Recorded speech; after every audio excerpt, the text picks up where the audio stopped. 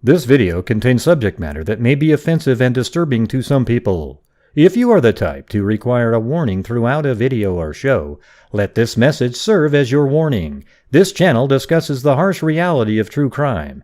If this warning is not sufficient for you, consider a different genre and unsubscribe from my channel immediately.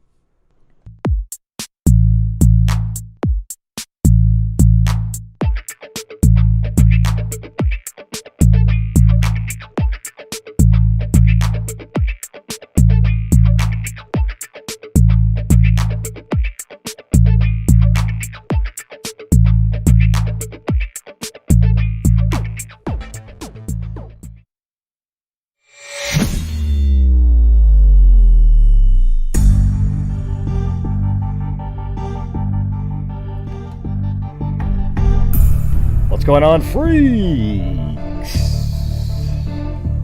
Yeah. A lot of stuff going on. Tonight.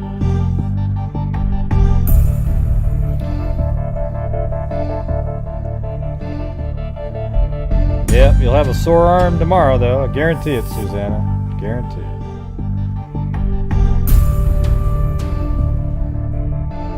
What does that even mean, hype? That emoji of the person rocks. Huh?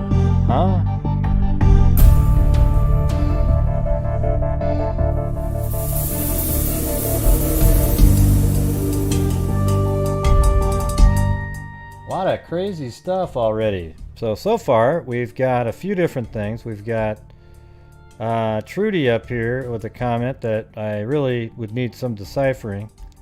And then we've got Terry, who said she has her name Terry, and then somebody said, "Hey Terry, well my name's actually Teresa." Well, then put Teresa as your username, okay? Because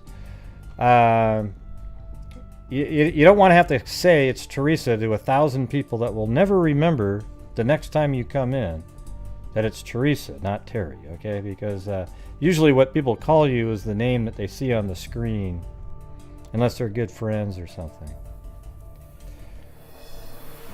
Man, we're all kinds of craziness going on.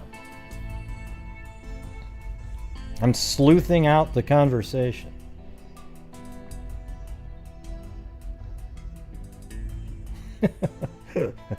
Yeah.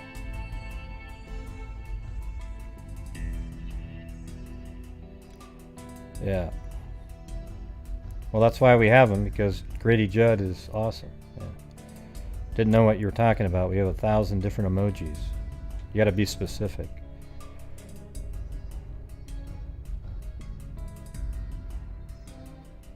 Yeah, well, mushroom hunters find bodies, yeah.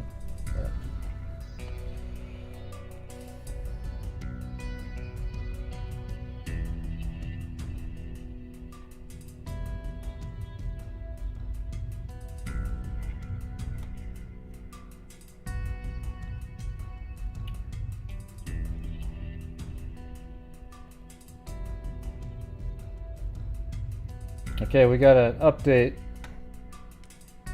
on the case of Kori Gauthier. I don't know how to pronounce that exactly right, but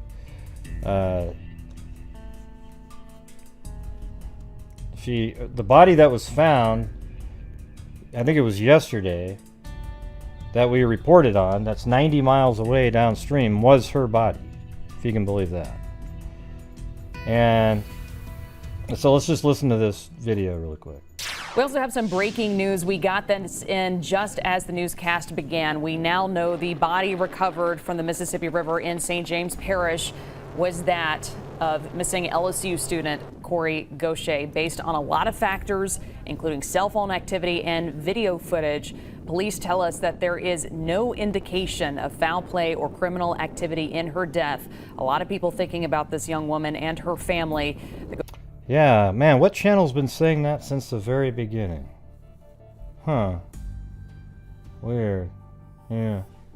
Gauthier family extended their sincerest thanks to police and all the volunteers who have helped in the search. There is a very long list of those volunteers. They also asked for some privacy and prayers during this tough time, a sad end to that story there. Yep, feel bad for the family. So, you know, like if you listen to Nancy Grace, I mean, she went out of her way with her hosts to try to find a way to make it something nefarious, right? Obviously, the river was high. Her body went downstream in the middle of the river, all the way down, and it must have been, you know, the river goes 2 miles an hour, so you could do that in 45 hours, and she was missing longer than that. But it's just so incredible when you go to like Nancy Grace's show, and you know, the one logical guy that was on there who said, well, her driving across could have been hesitation. You know, that was the one person. Everyone else was like, oh yeah, I mean, gosh, who would do this? Who would do that? Who would do this? And this is the same thing she did in the Kanika Jenkins case, the Delphi case, all these different things. And I think it's kind of a disservice, you know? Like, why not look at things rationally, logically? None of that was going on when you go listen to that podcast. It was unbelievable. I mean, she has a pretty decent podcast normally, but this one was just like, I don't want to hear it that it was suicide. Give me something else. Hate that shit. Thanks, Lee D, or hey, you changed it back. You're no more Liver D. I should have on purpose not said your name.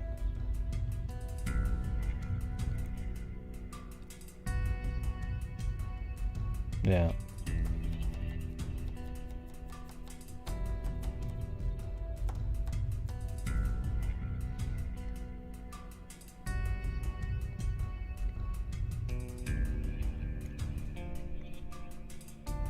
No, it's yeah, well, you just go listen to it and you'll see what I'm talking about. It was, oh, that airbag deployed. They don't deploy if you're hitting it from the rear. Okay, well, how do you know the front didn't hit the wall after it was hit? Okay, well, the car went back and forth. That to me sounds like she's braking and stopping and trying to get away from somebody. What are you talking about? Getting away from somebody? She keeps going back and forth over the bridge. So to me, it meant that she was getting up the courage to do what she wanted to go do.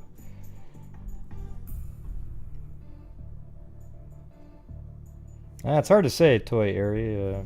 You know, it's hard to say if your first part of that sentence is correct.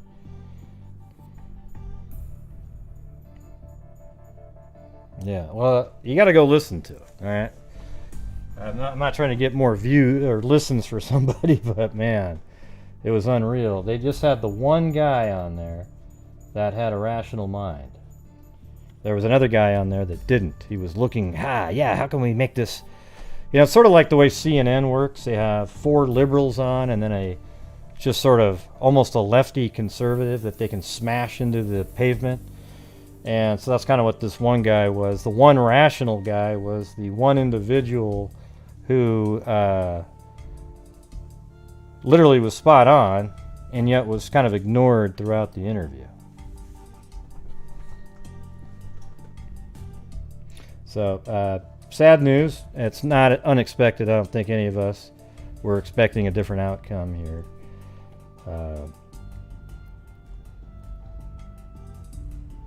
So LeVar Gauthier released this statement. I come to you all with a very heavy heart. It was confirmed that the body that was recovered in reserve right down the street from my job was indeed my Kori Mo. God granted me the one wish I had, and that was to receive her in any way to put her to rest properly. She always said that I didn't do anything at work, so I guess she was trying to see for herself. I would like to thank everyone who assisted in any way. It's too many to name, but thank you. Give me time to process it, but do know I haven't already responded to your texts or calls. I will be in the near future. God bless you and rest in paradise, Kori Monet Gauthier. And that's the father.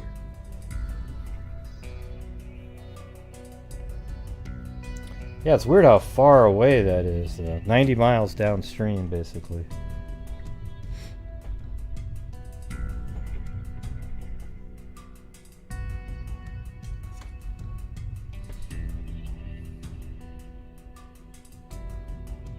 Yeah, I guess they haven't really ruled. I'm just going by what they're saying so far, that they don't think there's foul play at all based on all the information they have, including video, cell phone information, and I'm not expecting the autopsy to show something else.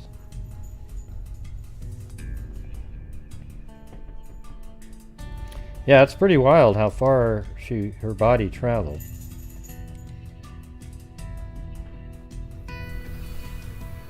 Thanks, Allie Cake. Yep, gotta keep on trucking.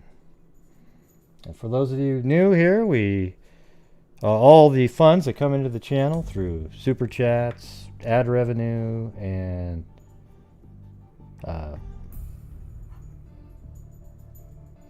guess channel membership. All of that together, at the end of the month, I take a huge portion of that and we send it into different charities related to crime, and we've given $11,400 so far this year, and last year was $22,000. So we're on a way more rapid pace. The goal's $30 for the year. So if you'd like to help my channel out and the charities, I appreciate it. All right.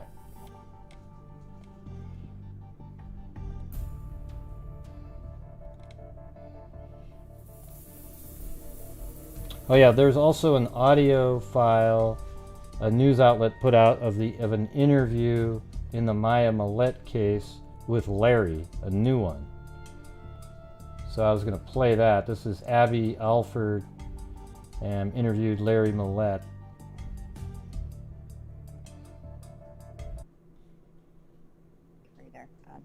So first, I wanted recording. Do I have your permission to record this conversation? Yes, ma'am. Okay, thank you. Just like how we were talking, Larry, I think the last time you saw her was like last Thursday, I think? Visually, but she was in the house Friday. Oh, okay, so it was Friday. I mean, kind of just, it's been almost a week now, and you haven't seen from her yet. Yeah, so visually was Thursday, but she was in the house Friday, he says. You haven't seen her or heard from her. You have 3 kids with her. I mean, this isn't like her. No, not this long. It's the concerning. Well, it wasn't really that little of a time, Brittany. It was. I just explained it to you. If it's 2 miles an hour, it would take 45 hours, and she was missing for over a week at that point. And the alarming part is she wouldn't be gone this long. And, what, you guys were married 21 years? It'll be 21 years, May 21st of this year. So 20 years, it'll be 21 this year. Wow. What do you love about Maya? Oh, I love everything about her. She's very smart, kind, This interview is 2 days after the first one that we've heard. Basically, just herself, her personality, her smell. Her smell? Everything. Wow. And probably her love for life. She loved to hike, right? Oh, yeah. She, just her outgoing personality. And probably a great mom. Oh, yes. Yes, she is. So, I mean, what do you think? That's weird, because 2 days before in the interviews, you said how crappy she was, how you had to cook all the meals and everything. Think happened. I mean, there's no reason that you can think of why she wouldn't be here for her kids. She wouldn't miss her daughter's birthday. I don't want to speculate. There's a lot of speculations, and people kind of like throw these speculations out. But right now, I just want to focus on how to get her back home safe and sound, and that's it. And then have police given any indication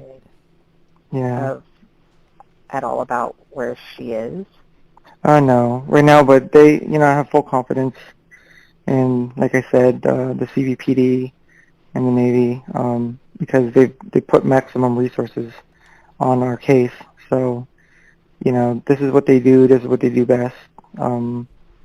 I'm pretty sure that, they're going to do their job, and that's why I'm really hopeful and confident that, things will work out. How are your kids taking it? That's my main focus for now. That's why I'm very thankful for my sister-in-law, Mary Chris, because she's handling all this media attention. She's actually doing everything that I should be doing, out there.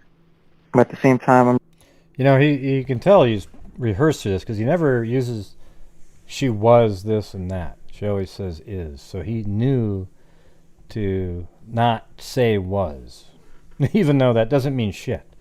People just say that in situations like this. Man, she was so... you might say that even though they're still alive somewhere. It's not a big deal when somebody says was. That doesn't mean they have knowledge that they're not alive.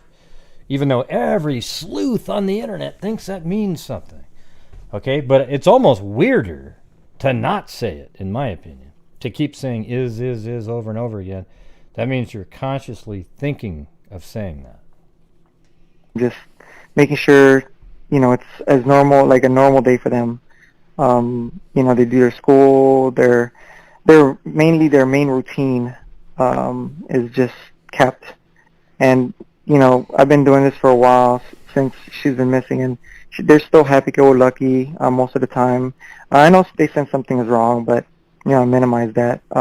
They don't really understand the gravity of it, but I know my two oldest kind of like sees it, but I try to minimize the impact that it has on them. But although even though I'm trying to do that, I notice, there's, they know what's going on.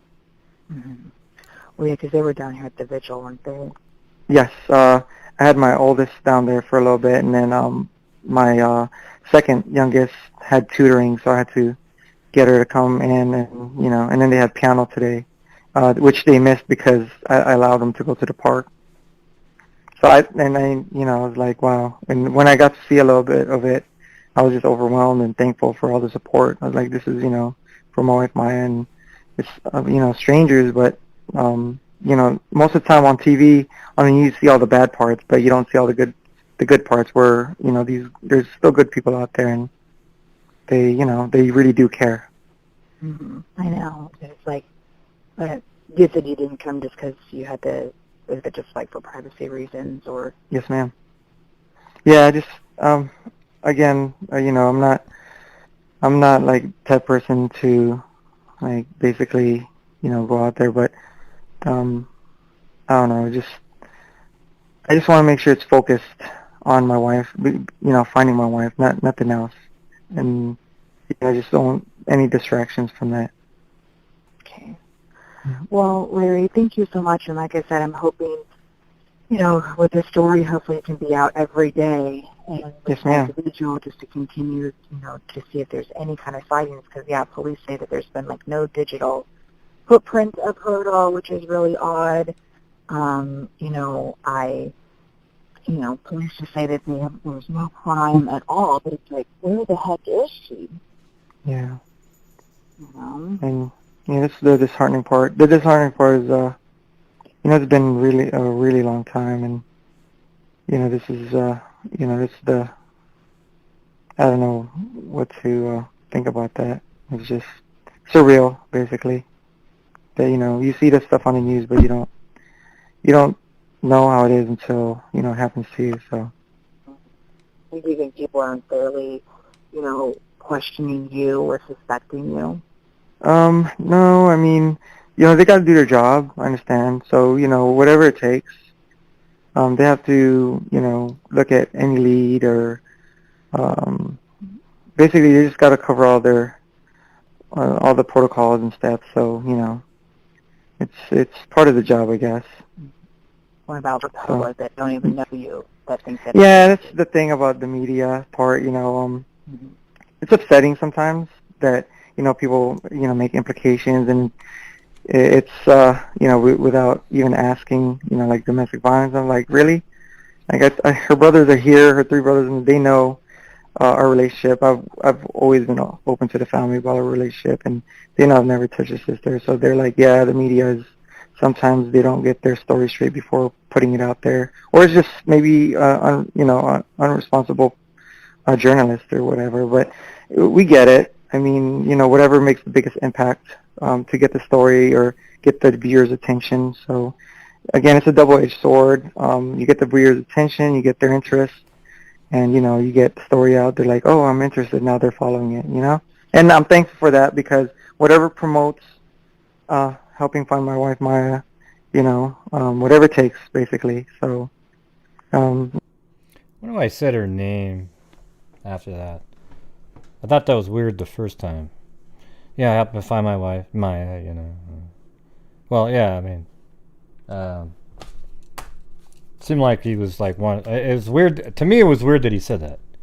I would just say, I think most people would just say, you know, help find my wife. Although I don't know, man. It seems like it's a little rehearsed. I mean, it's kind of an interesting answer that he had with the, you know, actually talking about the media trying to get views and, you know, but any views get, you know, it's weird that he sort of thought of that strategy. like my sister-in-law said, she doesn't care what it takes, just as long as she comes home safe. And I agree. And so, you know what, you just do what you got to do. You know, and even though, you know, you know, some of it's not all good. Whatever, like I said, whatever it takes to bring her home, it's you know, you do what you got to do. And Mary Chris, you know, she's really, really doing it. Like, she's out there talking to all the media, getting it promoted. So, you know, hopefully we get some kind of tip or help and, you know, get her back home. Well, thank you, Larry. I appreciate talking to you, and thank you for talking to me about her. And like I said, I hope we can just keep this story out here. Okay, thank you, Abby. Hopefully. Appreciate it. All right, thank you, Larry, and try to get some rest if you can. Yes, ma'am. Good night. All right, good night. All right, bye. Yeah, they already located the freezer. We discussed that on another show.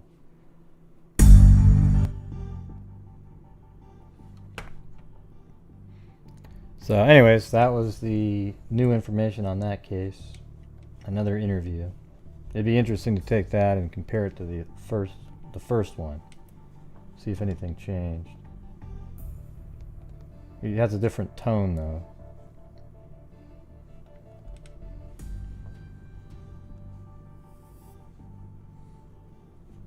Well, the whole thing about past tense is a bogus thing. You know, when somebody says was, what, that doesn't mean shit. Okay? It doesn't have any knowledge that it doesn't mean anything about they're not alive. Okay? I don't know why people use that. It's kind of weird. I think it's weirder to not say was, to be honest with you, when somebody's missing.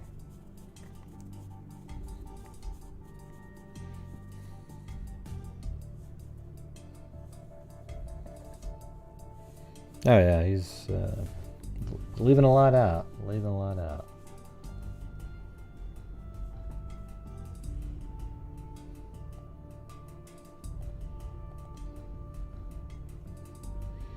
We're on one of those lulls. Do I have to put myself in prison?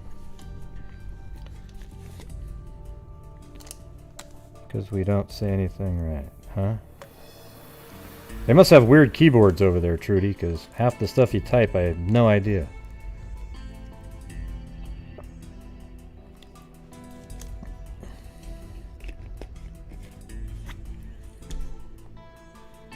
People slip and they need time to refer and past as it's fresh. Oh, I might be going to prison real soon.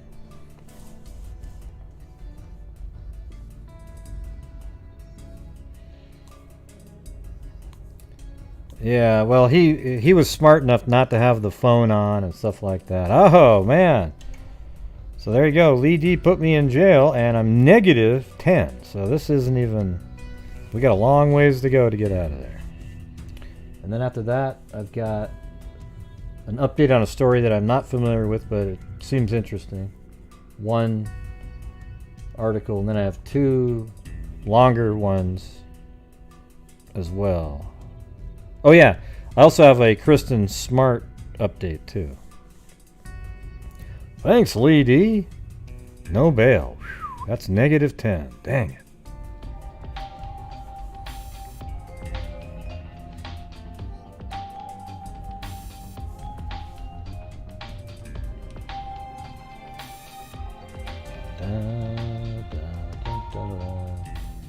No bail.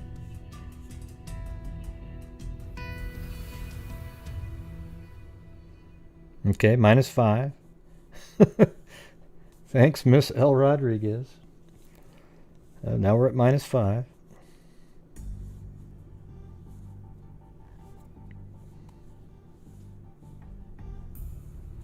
Oh, you were timed out just for the same reason. You were joking around, LM. I was joking around with you. I timed you out. Whenever you do that weird joking around. Oh, there we go. Now I am out. Whoa, man, it's like a hotels and everything. All right, thanks. Bail for Gray. It's all a good cause, everybody. Keeps me going, and the charities at the end of the month. All right.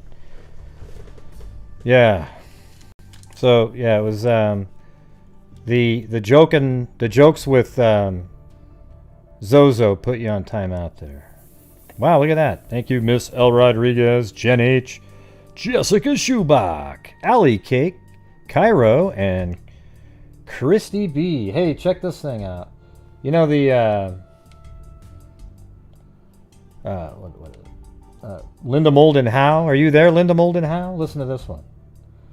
I was doing research on one of these cases on newspapers.com, and then I popped up with this one. Soup Meet Saturday at Harrison. Listen to this thing.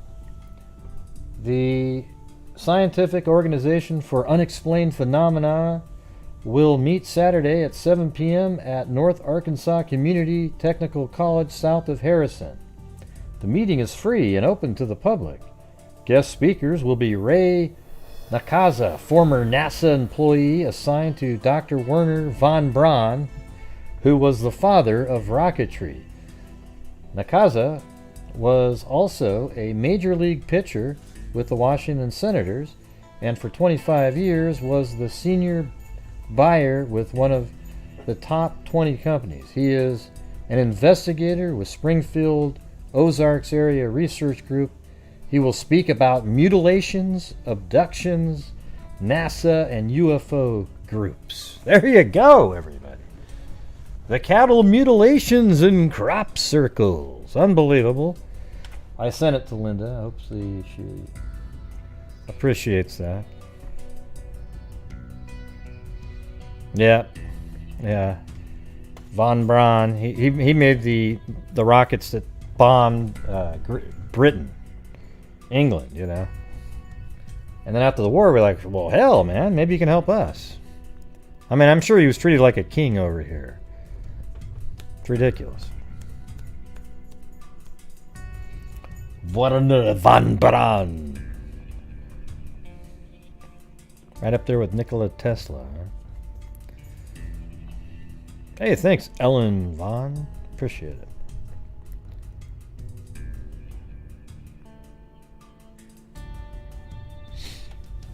Okay, so this one that I don't know about, and there probably really wasn't a lot of information anyways, was this one right here.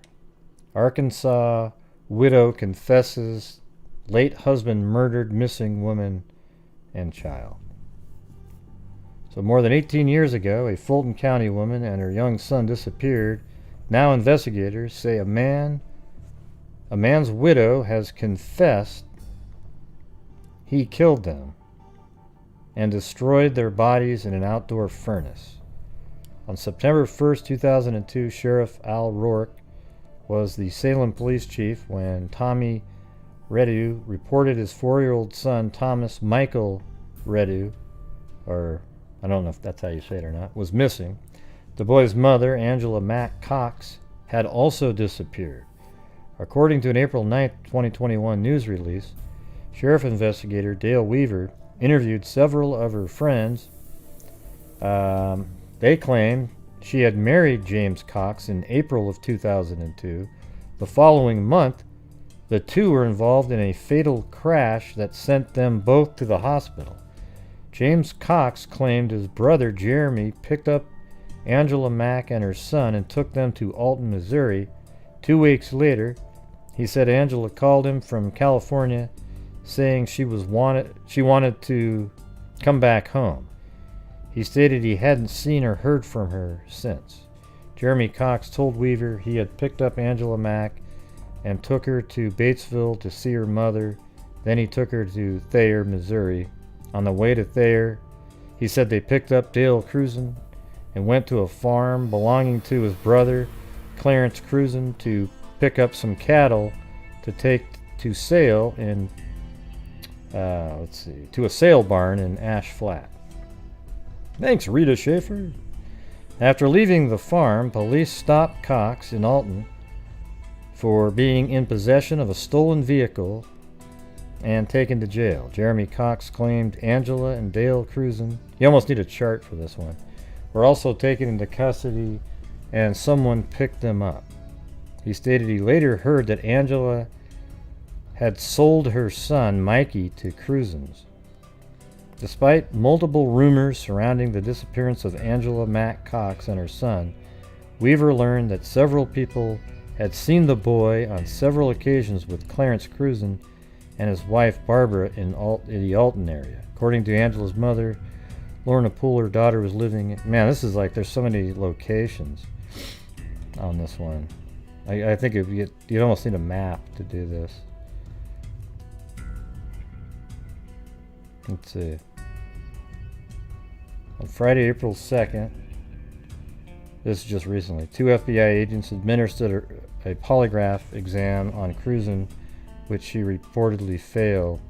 During a post-polygraph interview, Rourke said Cruzen told the agents that Clarence had done away with both Angela Mack Cox and Thomas Michael by killing them and destroying their bodies in a furnace that they had attached to their farmhouse. On April 7th, Cruzen told detectives Weaver the same story. She stated that they moved from the farmhouse. He told her the furnace had to go because of what he had used it for. Upon determining the crime could have been committed in Oregon County, Missouri, Rourke said they contacted the sheriff there. In addition to more than 18 years, Rourke said the Fulton County Sheriff's Department spent thousands of dollars on the case. I'm glad that we were able to close this case as of April 7th. Well, how did you prove that? I don't know. That doesn't sound like you're just taking the word of it by somebody. I know, this is like a Del Tondo.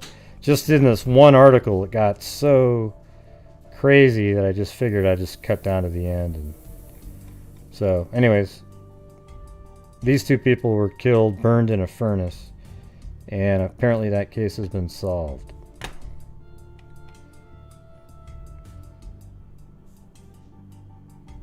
It'd be an interesting one to have known about and put together.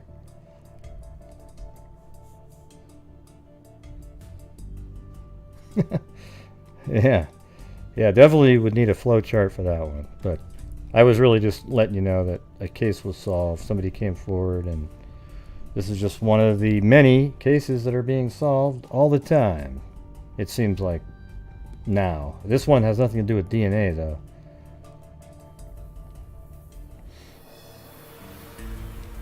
All right, I'm going to get the... There's a press conference for... Hey, Blue, what's going on, Blue? What's going on, Blue?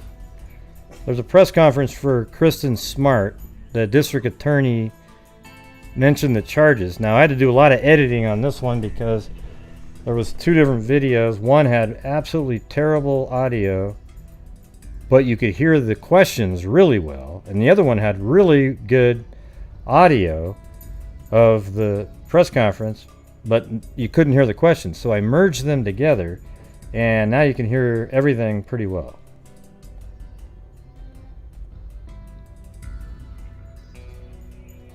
So hopefully it'll open up here in a second.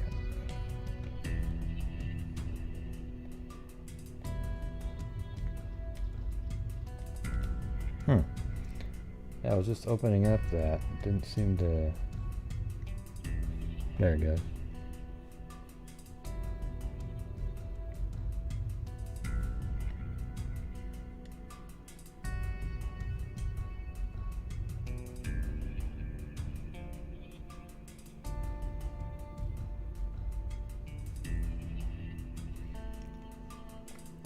All right, here we go.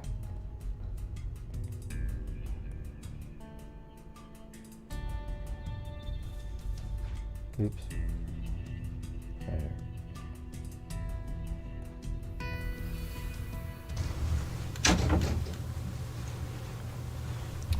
This lady was standing the sign language lady standing so close to the camera on both shots. Good morning. Thank you for being here. My name is Dan Dow. That's spelled D-A-N-D-O-W. I am the San Luis Obispo County District Attorney. This morning, I'm announcing the filing of a felony criminal complaint against two men, Paul Flores and his father, Ruben Flores. The charge against Paul Flores is murder. It is alleged that Mr. Flores caused the death of Kristin Smart while in the commission of or attempted rape. That is first-degree murder under California law. Ruben is charged with accessory after the fact to murder. The allegation against Ruben is that he helped to conceal Kristin's body after the murder was committed.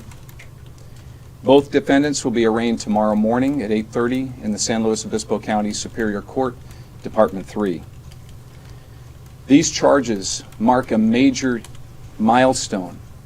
For more than 2 decades, 3 sheriffs, 3 district attorneys, and countless investigators have worked to bring justice to Kristin Smart. The story of Kristin Smart has touched us all. The story of her enthusiastic spirit, her experience as a Cal Poly college student, her wonderful... I don't know what it is. I love watching the sign language people, though. They're so expressive with their faces and everything that they're doing. You almost seem like you can understand them. Wonderful family. Her story has filled us all with determination, and as her family has long become a part of our community. Today, we mark the very first move to bring justice to Kristin Smart, her family, and to the entire community of San Luis Obispo County. This month, April 2021, we celebrate the rights of crime victims.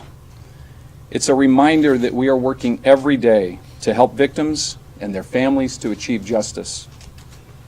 The system has traditionally been called the criminal justice system. I think it's more properly called the criminal and victim justice system, especially during this month, so that we never diminish the importance of keeping victims' rights at the forefront of our criminal system, of our justice system. Kristin's family has been incredibly gracious over the last 25 years. They have willed this moment to happen, and we owe them a debt of gratitude. Over the past 24 plus years, there have been 3 sheriffs, as I mentioned, 3 district attorneys, all involved in wanting to solve this case. And we are grateful for the very hard work of the Sheriff's Department. Remember when the mayor, Bloomberg, was the mayor in New York during some weather events, and he had that really amazing sign language person who was just basically stealing the show, and he got rid of her so we had, like Bloomberg is the most boring human being on the planet, has literally no inflection whatsoever, absolute embarrassment, and this lady was just boom, boom, boom, and everybody was watching her, not him, and he was like, "Hey, that's shitty. Hey, Bloomberg, you suck, okay? That's why, okay? You should have been happy to have somebody that would liven up what the hell you were talking about." All of their personnel, the investigators, especially lead detective Clint Cole, who's on the case now, they have persisted to bring us to the point where now they are confident that they have enough evidence to make the arrest that they did yesterday. The district attorney's office team has now carefully reviewed the case and concluded independently that we do have enough evidence to go forward and prosecute both Mr. Paul Flores and Ruben Flores. To my right is Deputy District Attorney Chris Puvrell. Chris is a very experienced prosecutor handling many very difficult cases, including multiple murder cases. He is our lead prosecutor, leading an exceptional team as we go throughout the court process. Finally, I want to conclude with, as with any criminal case, our investigation is always ongoing up until the very end, until the case is resolved. And so we want to put out today a request for information from the public. We are seeking the public's assistance in providing any information about this case or information on other potential crimes believed to have been perpetrated by Paul Ruben Flores, including assaults or other acts. Paul Flores was known to frequent bars in the San Pedro area from 2005 until the present day. Any individuals with any information are encouraged to contact the San Luis Obispo County Crime Stoppers at 805-549-7867, or you may do it online at www.slotips.org. I will now take a few questions. Dan, will you seek a plea deal or a lighter sentence for exchange of information leading to the recovery of Kristin's remains? The question was, would we accept a plea deal or any kind of lesser charges in exchange for giving us the location of Kristin's remains? It's an excellent question. It's premature right now to even speculate on that.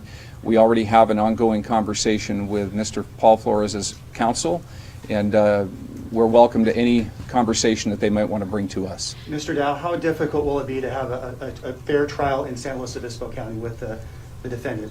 First, I'm very confident in the people of our county. We have 300,000 residents here that love our community, that want to serve when they have the opportunity to do so. Our court process is designed to pick a fair jury, no matter how big or significant the case is. I'm confident that we'll be able to do that, but it will be a decision at some future point that a judge may have to make if there are requests to move it to a different venue. Mr. Downs, the sheriff was talking about yesterday there's been a lot of evidence collected over the years. Why charges now? Was there some really major piece of evidence that came forward here recently, or pieces of evidence that made you decide this is the time that we've got enough to go forward? So the question was, what new evidence do we have?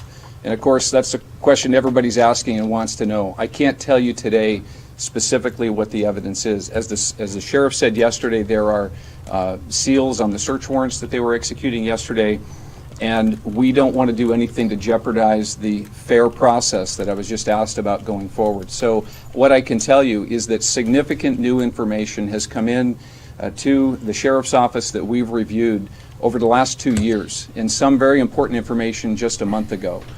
We've got physical evidence, we have witness statements, things that, in our view, in the totality, have brought us to the point where we believe we can go forward and prosecute Mr. Flores for the murder of Kristin Smart. Well, you can't talk specifics. Can you tell us the nature of that evidence that came in a month ago? I really want to get away from that, other than we have evidence where we believe there's a location where Ms. Smart was taken. Can you talk about the manner of death, Mr. Dow? I can't talk about the manner of death. That's something that we'll deal with in court, either at a preliminary hearing or at a future trial or hearing. I mean, in your time, have you ever filed murder charges against someone without a body? This office has filed a no-body homicide. It was several years ago. There was an elderly woman that was murdered by her grandson. The sheriff's office conducted the investigation. This office conducted the successful prosecution. Mr. Dow, how difficult are those cases without any remains? No-body homicides are obviously complicated and difficult, but they're no less important. In fact, they're incredibly important for the victim's family because they want closure, as do the Smarts in this case. So they're complicated, they're difficult, but we don't make a decision to file unless we believe we can prove the case. And so our team of exceptional professionals and very experienced prosecutors and investigators are going to do everything we can to solve this case successfully and hold Mr. Flores accountable for the murder of Kristin Smart. How significant were the phone or text messages that were being monitored? I don't know exactly what you're referring to. The question was, how significant are text messages? The sheriff had mentioned that they had gotten an order to where they were able to monitor phone and cell and text messages. So I would just say that we have retrieved and collected electronic communications that have been helpful in the case, and I don't want to give anything beyond that. Does Matt? the prosecution foresee requesting a higher bail amount for Mr. Rubin Flores tomorrow? So the question from Matt Fountain was if we are seeking a higher bail amount for Mr. Rubin Flores. I understand his bail is set at $250,000 now. I don't think that we have a plan, but I'll defer to Mr. Purvell. I think we will be asking for a higher bail amount. Based on the evidence you do have you got a better idea of where you believe Kristin was killed? You know, I think what I'll say to that is what's generally already out in the public is that the last place where Kristin was seen was close to the dorms and near Mr. Flores' dorms. We certainly believe that Mr. Flores' dorm room was the crime scene. Do you believe her body still being hidden on one of the properties owned by the family? You may recall that I mentioned that the charges against Rubin Flores, Paul's father, was for accessory to murder after the fact, where it's alleged that he assisted in secreting the body after the homicide. We do believe that we have the location where the body was secreting? Buried. Is that on a property he owns? I think we've looked at multiple properties. I'm going to stay away from specifics. You mentioned that Paul had attempted rape in the process of killing Kristin. Are those charges or any assault or rape charges going to be filed against him? And are any of the other family members going to be in jeopardy of being charged as well? So the question was two parts. The first was whether or not we're going to be able to charge an actual rape. Is that what the first question was? So let me take that one first. The statute of limitations on a rape charge from 1996 has already expired, considering the fact that Kristin was an adult over 18. So we do not anticipate filing charges for a specific rape. But the allegation that he was committing or attempting to commit a rape while when he killed her is the basis for which we are able to file first-degree felony murder charges. Now, the second question was, remind me of the second question, are any other family members, I know a lot of people are asking about Susan Flores and her involvement in this. Are you guys looking at that potential as well to charge her, any other family members? So the evidence, the question is, are we going to be charging Susan Flores or any other family members? At this point, the evidence implicates Paul Flores in murder and Rubin Flores to accessory to murder. We don't have evidence sufficient to charge anyone else at this time, but as I said, the investigation is ongoing. If it were to lead to other suspects, we will follow the evidence when that becomes available. And what's your message to other witnesses that might have information and haven't come forward to you? Our message is just this: we need... Hey, Brianna, we've covered this case a million times. Yesterday we covered the arrest being made, and then today we're going over this. It should be really obvious what we're talking about. All the information we can, and we want you, if you have information that's helpful, to come forward. If you've been a victim in another location, perhaps in San Pedro, we want you to come forward to law enforcement so that you can get assistance that you need, and it may help us in this particular case as well. Have you found other victims that you believe were either sexually assaulted or even killed by Mr. Flores? We do have evidence in this case that leads us to conclude that there very well may be additional I can't turn it off, though, so you can type it in 100 times. And I don't want to go into the nature of I didn't have it on that, when the show started. But he was known to frequent bars in the San Pedro area and in Los Angeles County. And so we would ask that anybody that may have had an experience with him that they have questions about, for them to reach out and contact law enforcement. For homicide or sexual assault? And yes, everybody, if the rewind mode's on, don't rewind it. Just keep, refresh it, and you'll be caught up. Now, if you don't, but if you do rewind it, don't comment in the chat, okay? Because your comments won't be anywhere near what's going on the show, okay? So if you rewind it and watch it and go, oh, hey, look at this. I'm not going to respond to it, and nobody else will either, because it won't be related to what we're talking about, okay? But if you want to go back and watch it, and then just don't comment at all. At this point, we're concerned about sexual assault. Can you give us a ballpark of how many victims you may have come across that may be involved with Paul in his alleged crimes? On the criminal complaint, we filed an allegation, or a special notice, I will call it, saying that we are putting the defendant on notice that Evidence Code 1108 evidence, which is evidence of other sexual crimes, may be used against him. And we intend to use evidence of other sexual crimes in this prosecution to prove the facts necessary for the attempted rape in this case.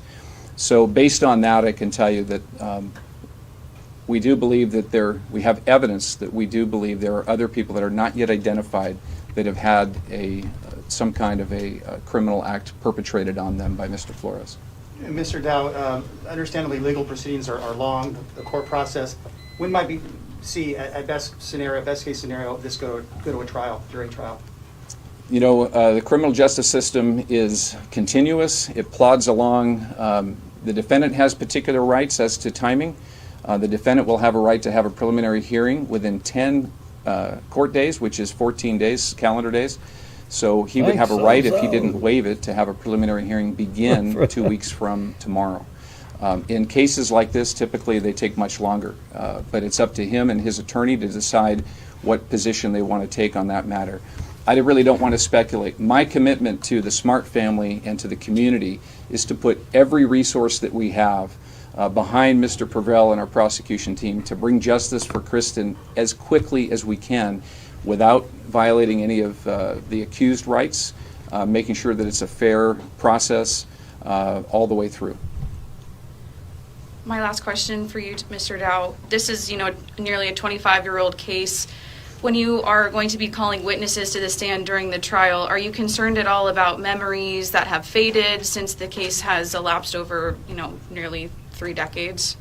So the question was, are we concerned about memories fading when it comes to going into court and having witnesses testify?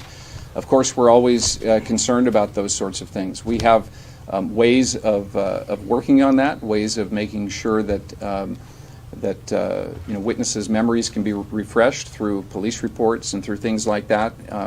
So we will use every means available to us to ensure that we can present the very best case to ensure justice for Kristin.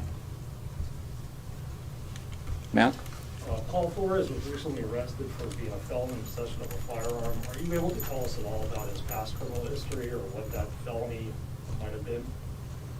I believe it's been publicly reported that his prior felony was driving under the influence. I believe he had a series of DUIs that led finally to a felony conviction for DUI. But no violent criminal history that you know of? None that we know of that he's been held accountable for.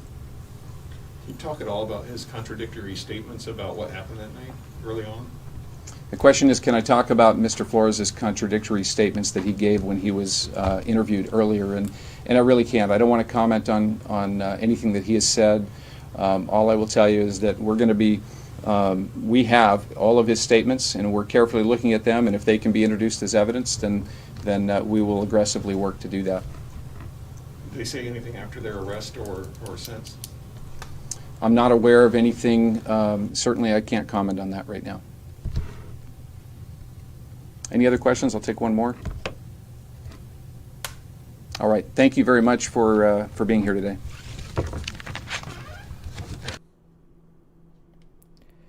Yeah.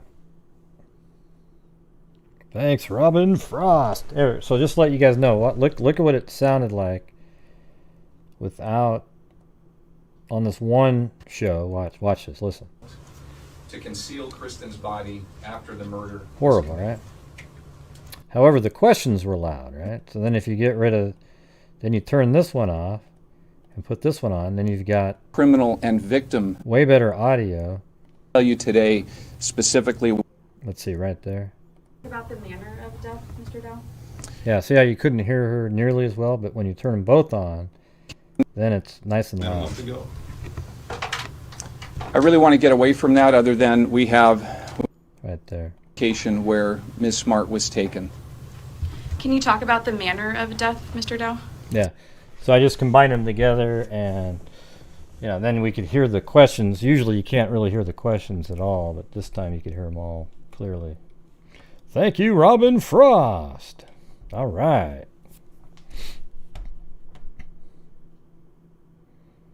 Yeah, Paul will never get out of prison. His dad will probably cut a deal. And there's no reason he shouldn't. Because once they show him the evidence, the dad will cut a deal to show where the body is. And he'll get like 5 years, something like that, 5 to 10, maybe even nothing. I would be okay to do this. I would be okay to give the father nothing in exchange for where because he did what a lot of kind of crazy parents would do. There's a lot of parents out there, that would do something similar. I'd hope not, though. I think most people are like, I'm not going to help you get rid of a body. You need to turn yourself in.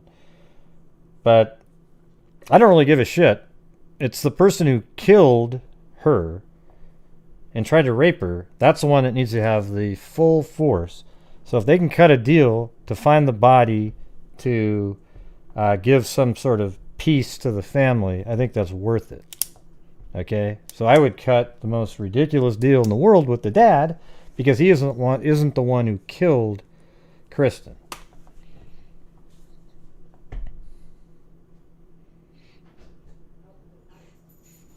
Yeah. Is that in the podcast? Thanks, Susanna MacGillipadrig. Yeah, no problem. Yeah.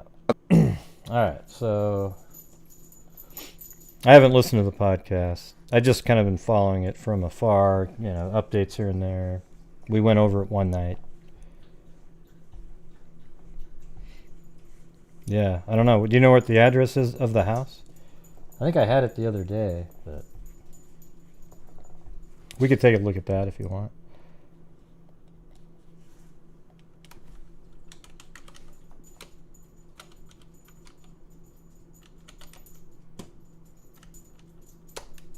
I guess I didn't really have her in there. We just went over it one night. If you got the address, let me know. I'll go take a look at what you just said. Might be interesting. I'll wait 2 minutes. And then we're going to switch.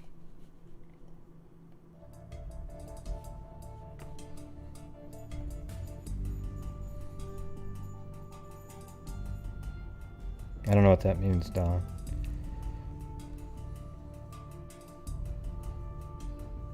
As in?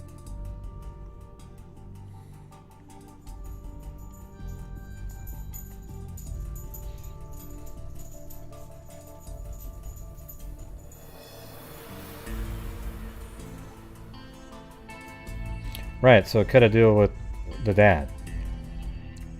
The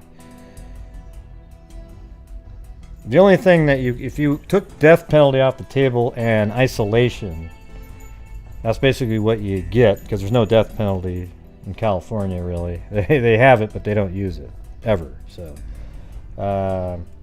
it would just be that you're in isolation. You might say, I'll tell you what, we'll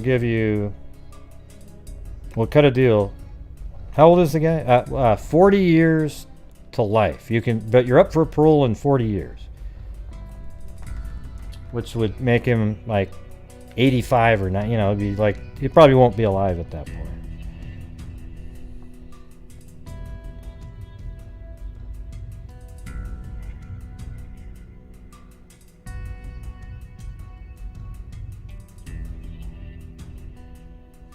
I don't know what that means. Do you have the address, Robin? We're running out of time.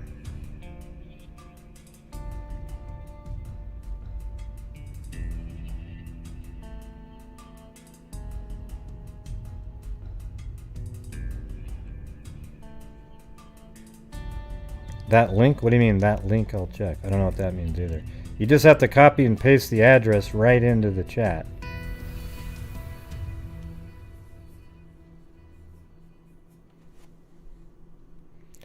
Tick tock, tick tock. Well, sorry, Don C. You should send me a link or something to my email. We'll take a look at it.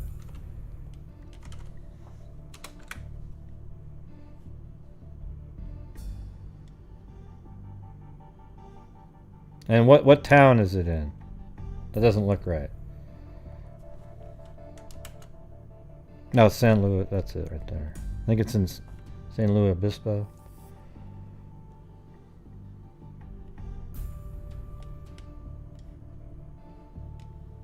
Does this look right?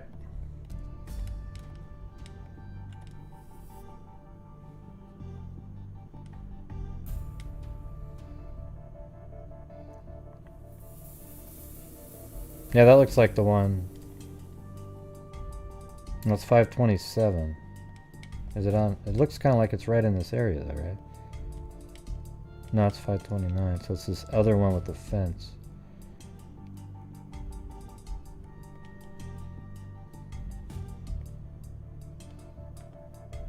This one? Robin, is that the one right there? Man, how far are you guys behind?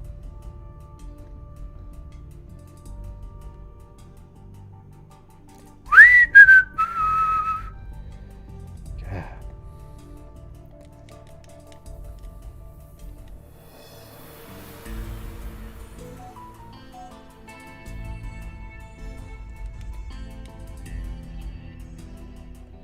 So it's that one right there. It's weird, the pin is more lined up for that one.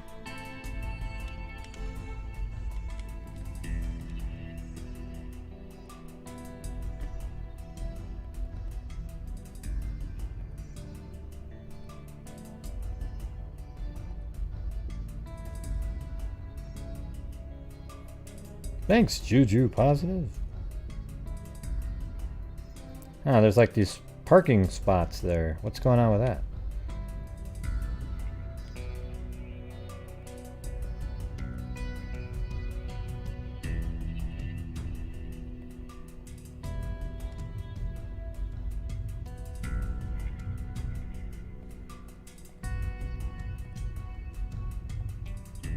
Why was there parking spots there? Like back here I can actually see cars. So does this house end right there then? I mean, what is this area? I don't know, that doesn't really make a lot of sense.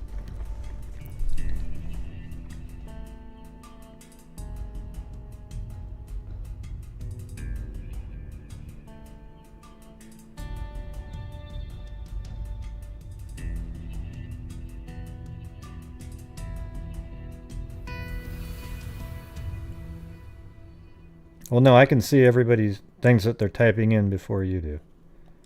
I see the typing live, but you guys aren't seeing the show live.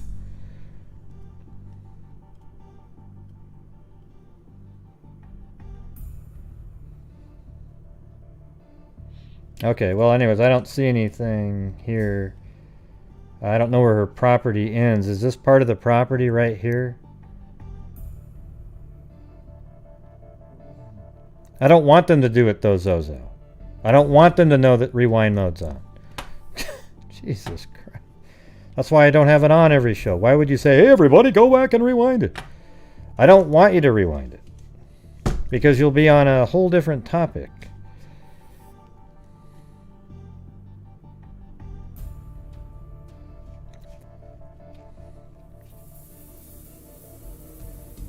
Ah, jeez. Well, I'm not putting... I don't want it, though. That's what I'm trying to tell you. I don't put rewind mode on for a reason. Because I don't want people going back during the show, okay? Because it's a complete waste of time.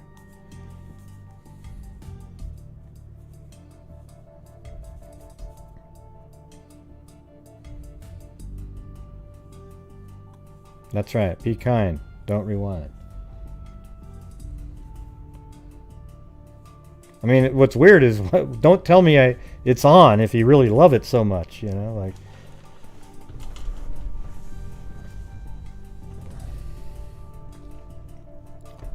Yeah.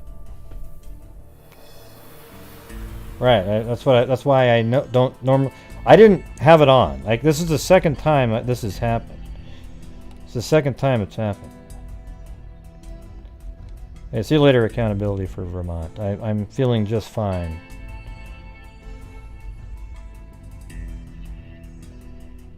I meant to just put you on timeout.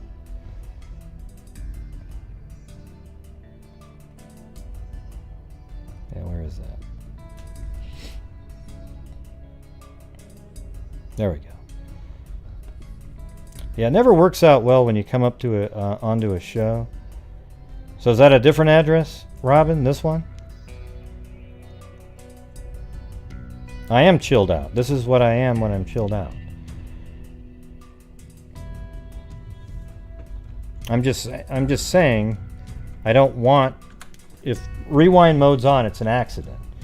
And the reason I don't have it on is to avoid people just making random comments like in an hour from now saying, so how far down the river was that? Well, what do you mean? We're talking about this other case. Oh, no, the Kori. Alright, so this is where it was right here.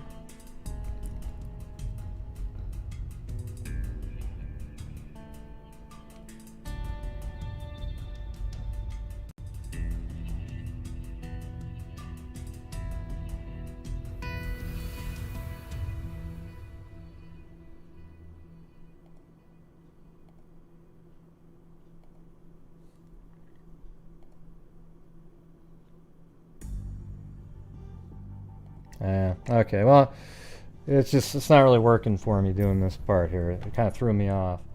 So I'm going to switch over now to the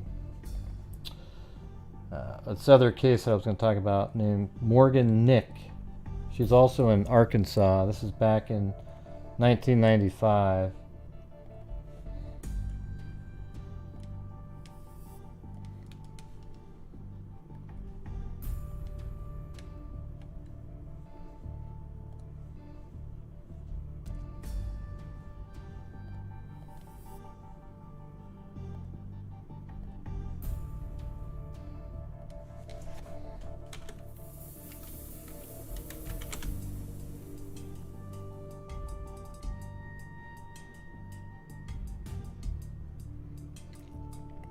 Thanks, Darrell Greggs.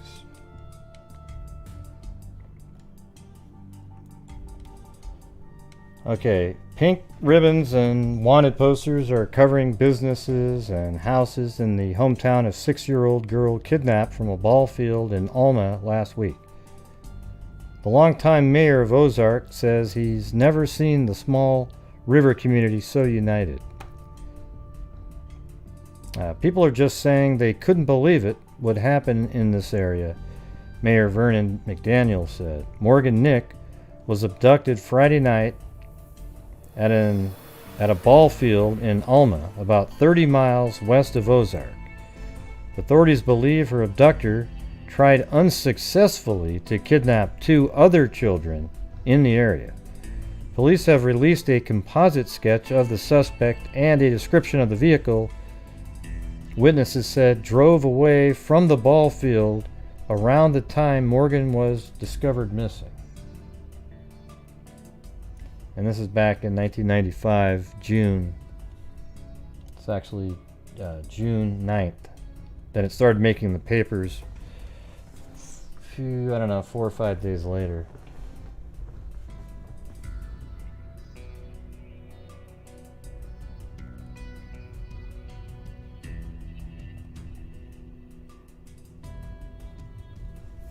State Police Lieutenant Dale Best said Wednesday that police are continuing to follow up on leads phoned into a special hotline. Best has said that Morgan probably did not know her abductor. A former Crawford County sheriff is headed a fundraising. So, you know, right at the beginning they just had no clue. This has really unified the community.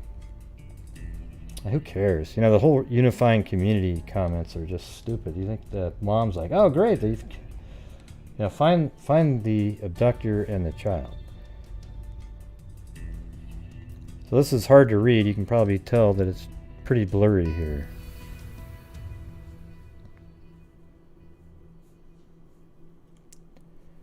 Calling Nick manages a something. Don't worry about it, Zozo. It's no big deal. Colleen Nick manages a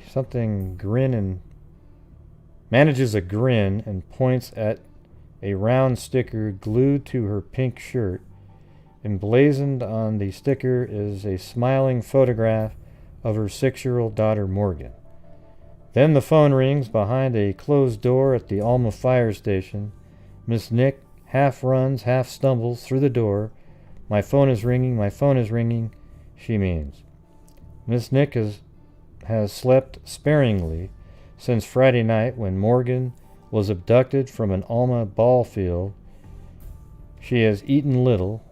The tall, slim woman with auburn hair sleeps in a bay of the fire station, a green tarp separating her from the fire engines. The police department where the hunt for Morgan is based is across the parking lot. The stickers donated by a local printing company have helped those at the fire station, said Joanna Lockwood. All of a sudden, we feel giddy again, Miss Lockwood said Thursday. We've got hope. About 30 minutes later, word comes that U.S. Postal Service will distribute color flyers about the abduction door to door, and UPS will be carrying them nationwide. Miss Lockwood reaches for her daughter's hand. It's going to happen. We're going to get her back, State Police Lieutenant Dale Best said. Friday, the search for the child and her abductor has spread nationwide. A powerful FBI computer used during the investigation of Oklahoma City bombing will be brought to the police station Friday to help catalog the hundreds of calls to a hotline. Police have received more than 600 leads since Saturday. We just can't get that right piece that pushes us. Yeah, there it is. We just need that one piece. Police have received more than 600 leads. Okay, Morgan and several other children were playing in a sand pile near the ball field Friday night. At one point, Morgan stood near her mother's car, dumping sand from her tennis shoes. She has not been seen since. If only I had said no. I mean, that must just be a total nightmare. That scenario right there specifically. You know, that's the same kind of thing like you're in a shopping mall with your kid. You turn around and they're gone and they're never seen again. I feel like I didn't do enough. I didn't keep her safe. I know he was there especially to take a child. I made his job easy for him, she cried, covering her face with her hands. Authorities have released composite sketches of a man seen driving away from the ball field about the time Morgan disappeared. The man also is a suspect in 2 attempted child abductions in the area, one the day before Morgan's disappearance and another the day after. Miss Nick has told her 3-year-old son Logan that Morgan is lost. He just keeps saying, if Sissy's lost, why don't you go get her?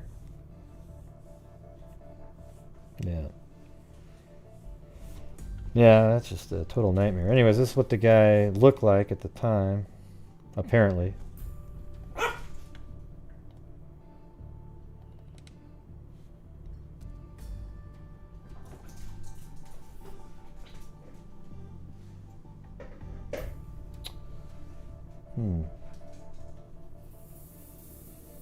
Trying to figure something out here. Hold on a second.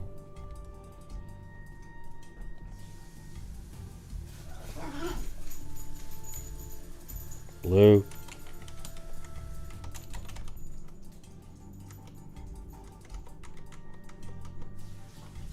Seems like I had some more files here, but I don't see them all of a sudden. So I'm going to go look at where they might be by pretending I'm going to save something and then see where that went. Yeah, maybe that.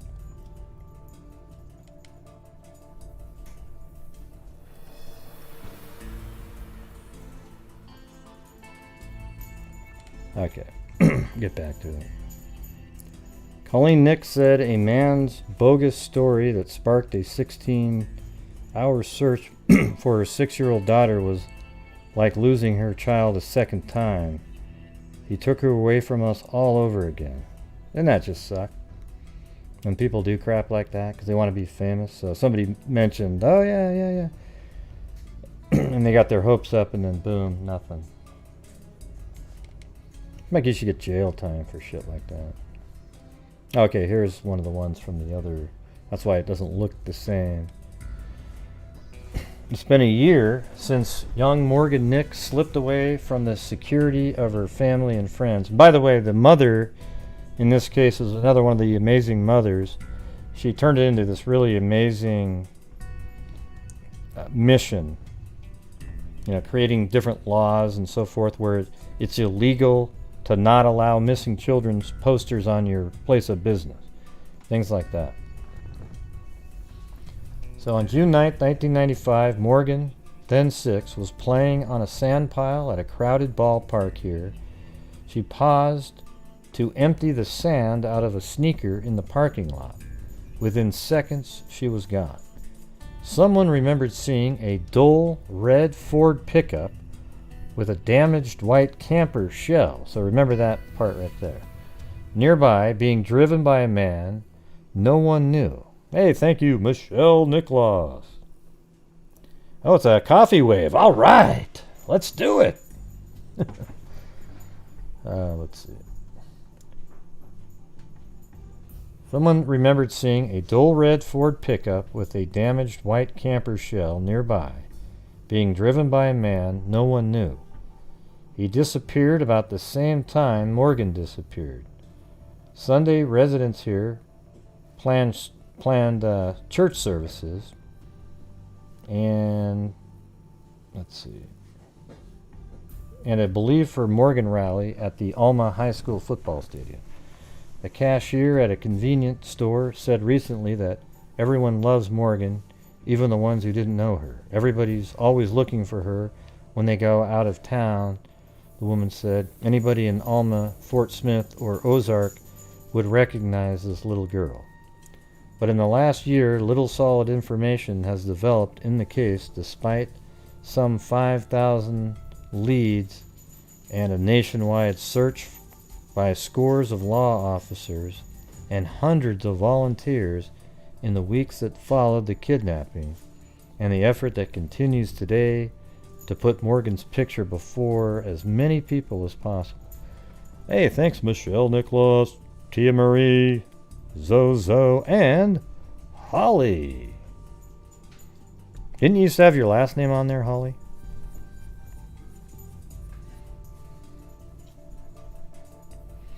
Detective Ron Brown of the Alma Police Department, the only remaining full-time investigator on the Morgan Nick case, said he's puzzled about the lack of progress. Meanwhile, Morgan's mother, Colleen Nick of Ozark, who was divorced from Morgan's father, John Nick, remains convinced her 7-year-old daughter is still alive. In most cases where a kidnapped child is murdered, traces usually are found within days of the disappearance. There's never ever been anything, not a shoestring, not a strand of hair. There's never been anything found to indicate what happened to Morgan, she said. So for us, that really gives us a lot of hope that because we never found any evidence to the contrary, she's still alive. I mean, you know, she was 5, or was it 7, or, yeah, I think 6 at the time, actually. So, I mean, I guess it's possible, but I think the fact that he tried to abduct 2 other girls the day before make it very unlikely that she is alive somewhere. And then there was this time where human remains were found in Pea Ridge suitcase. A raccoon trapper found remains in a suitcase at the bottom of a ravine, and sheriff deputies said Sunday the decomposed remains were human. The suitcase was hidden behind small boulders and smaller stones that appeared to have been rolled into place, and an old windshield, Benton County. Sheriff said. The suitcase is not large enough to hold an adult, unless the body was dismembered, Lee said. Well, hell, now I want to look into that one. Larry Kennedy, 26, was setting raccoon traps in a ravine east of Pea Ridge on Missouri border in far northwestern Arkansas when he came across a suitcase. He cut the case partially open, stopping after being hit with a stench. I saw a shoe, some maggots, and a bone coming out of the shoe, Kennedy said in a quivering voice. It made me sick. Morgan Nick's mother, Colleen Nick, was with President Clinton in the Oval Office in January 1996 when he signed a bill making it illegal for public buildings to prohibit the display of pictures of missing children. So look at how the mom's already out there kicking ass, right? Ms. Nick also testified before the Arkansas legislature last week to support bills aimed at keeping closer tabs on sex offenders and people who commit crimes against children. A message on her answering machine Sunday morning said, "If you're calling for news on Morgan, we don't know anything definite yet." So they found this body. They weren't really sure, and it turned out not to be her, just so you know. And now this is almost 2 years later. Nearly 2 years have passed since Morgan Nick, then 6, was abducted from a ballpark. Despite a dearth of clues in the case, Morgan's mother, Colleen Nick, is not giving up the search. Hope is the belief in something you can't see, Nick said Thursday night. I believe with all my heart that Morgan is coming home. Nick spoke of her work to find Morgan and gave tips on child safety before a group. Since Morgan's disappearance, Nick has been vocal advocate of legislation, and I mean she was all over the place. She kind of reminds me of my mom, you know. After my brother died from, you know, he had drugs in his system. She's still, even today. I mean, we're talking, you know, how many years is that? 35 years ago, and still doing it at 80 something. Morgan was playing in a sand pile at the crowded ballpark when she disappeared. She paused to empty the sand out of a sneaker in the parking lot, and then she was taken. About 2 months after the abduction, when it became evident that the case would not be solved quickly, an investigator asked Nick if she was going to stay home and give up or work to bring her daughter home. That really gave me a challenge, she said. And I thought the police can work as hard as they can, and we can't find her without them, and the communities can support us. But no one can fight for Morgan like I can. Nick said parents need to teach their children to be safe, not scared, and to talk to them on their level. She compared teaching anti-abduction techniques to teaching a child not to touch a hot stove. Simply telling a child that if he touches a stove, he will get burned is effective, she said. It's not necessary to explain to doctors about hospital stays. She recommended teaching children the no, go, tell method. For example, if children are approached by a stranger asking directions, they should say no and go tell the first person they trust. It is useless and confusing to many children to tell them all the terrible things that could happen, Nick said, and parents should keep it simple.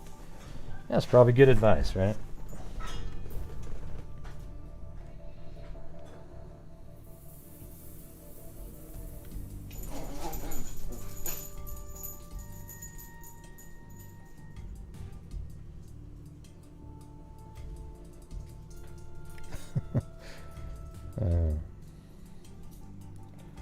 Alright, now we got another, let's see, almost 2.5 months later. So, there's the missing person child program. I wonder if this is what led to NCMEC, or something like that. Although I thought that was around, so it's Arkansas Missing Children Services Program. So she helped start that. Although I think NCMEC was around way before that.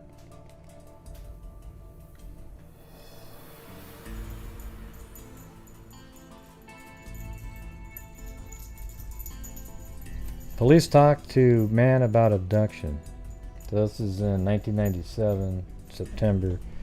Police searched property north of Alma and interviewed a man who lived there after receiving a tip that he might know something about or have been involved in the abduction. State police said Friday that the 36-year-old man was questioned by Alma Police Thursday and that an FBI evidence team took hair and fiber samples from the man's home. The man wasn't charged. Morgan Nick disappeared from a Little League baseball field at Alma on June 9, 1995. She was last seen emptying sand from her shoes. Police searched for a white man, 6 feet tall, with a mustache, driving a faded red Ford pickup truck with a damaged white camper shell. The recent tip was one of 5,500 leads developed by officers looking into the disappearance. During an interview at the Alma Police Department, the man requested an attorney, Sadler said. After the interview resumed with the lawyer present, a search warrant was obtained for property north of Alma. McCune said the man questioned did own a truck at the time Morgan was abducted and still owns one, but that it was green in 1995. Sadler would not say if the man matched a sketch released shortly after the abduction. McCune said the man lived on about 3 acres of his grandmother's property near US 71, McCune said. He did not believe that dogs trained to find bodies discovered anything suspicious. The man was released after the interview. A laboratory was examining the hair and fiber samples taken.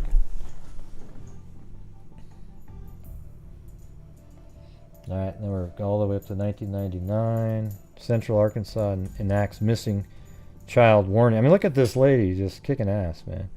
Colleen Nick, mother of kidnapped victim Morgan Nick, talks at a Little Rock news conference Monday, announcing an emergency warning system.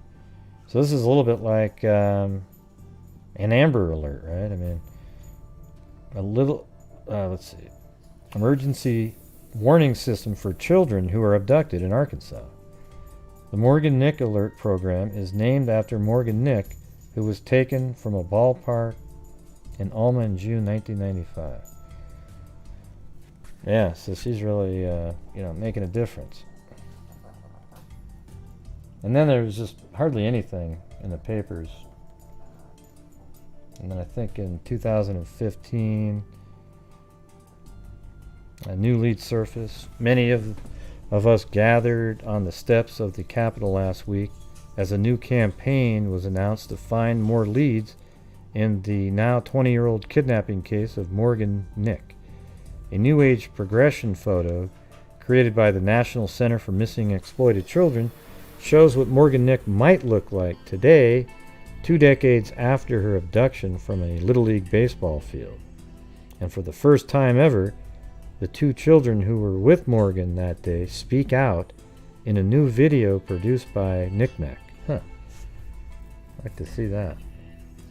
Another new element in the search for Morgan includes a statewide billboard campaign in Arkansas. The billboards feature the New Age Progress photo of Morgan and ask anyone who may have information to call Knickknack. Morgan's case is not the only active missing persons case in Arkansas. I wonder if that's that link is still out there. So if anybody can find that, let me know. The Morgan Nick and then interview on Knickknack. See if you can find that somewhere. I'm sure they wouldn't mind playing it since that's what their goal is.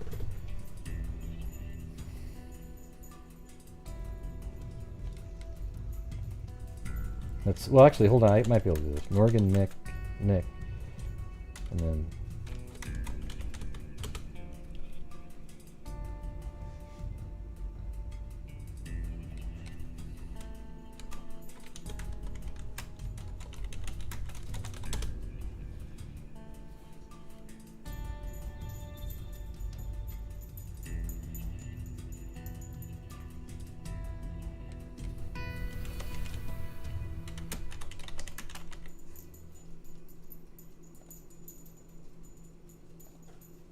let's see if I can find this really fast.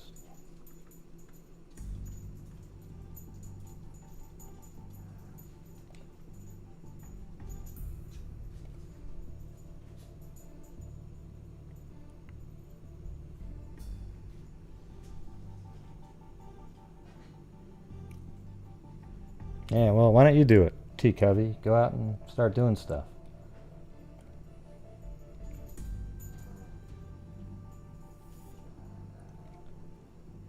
I'm trying to, okay, here it is. Nick.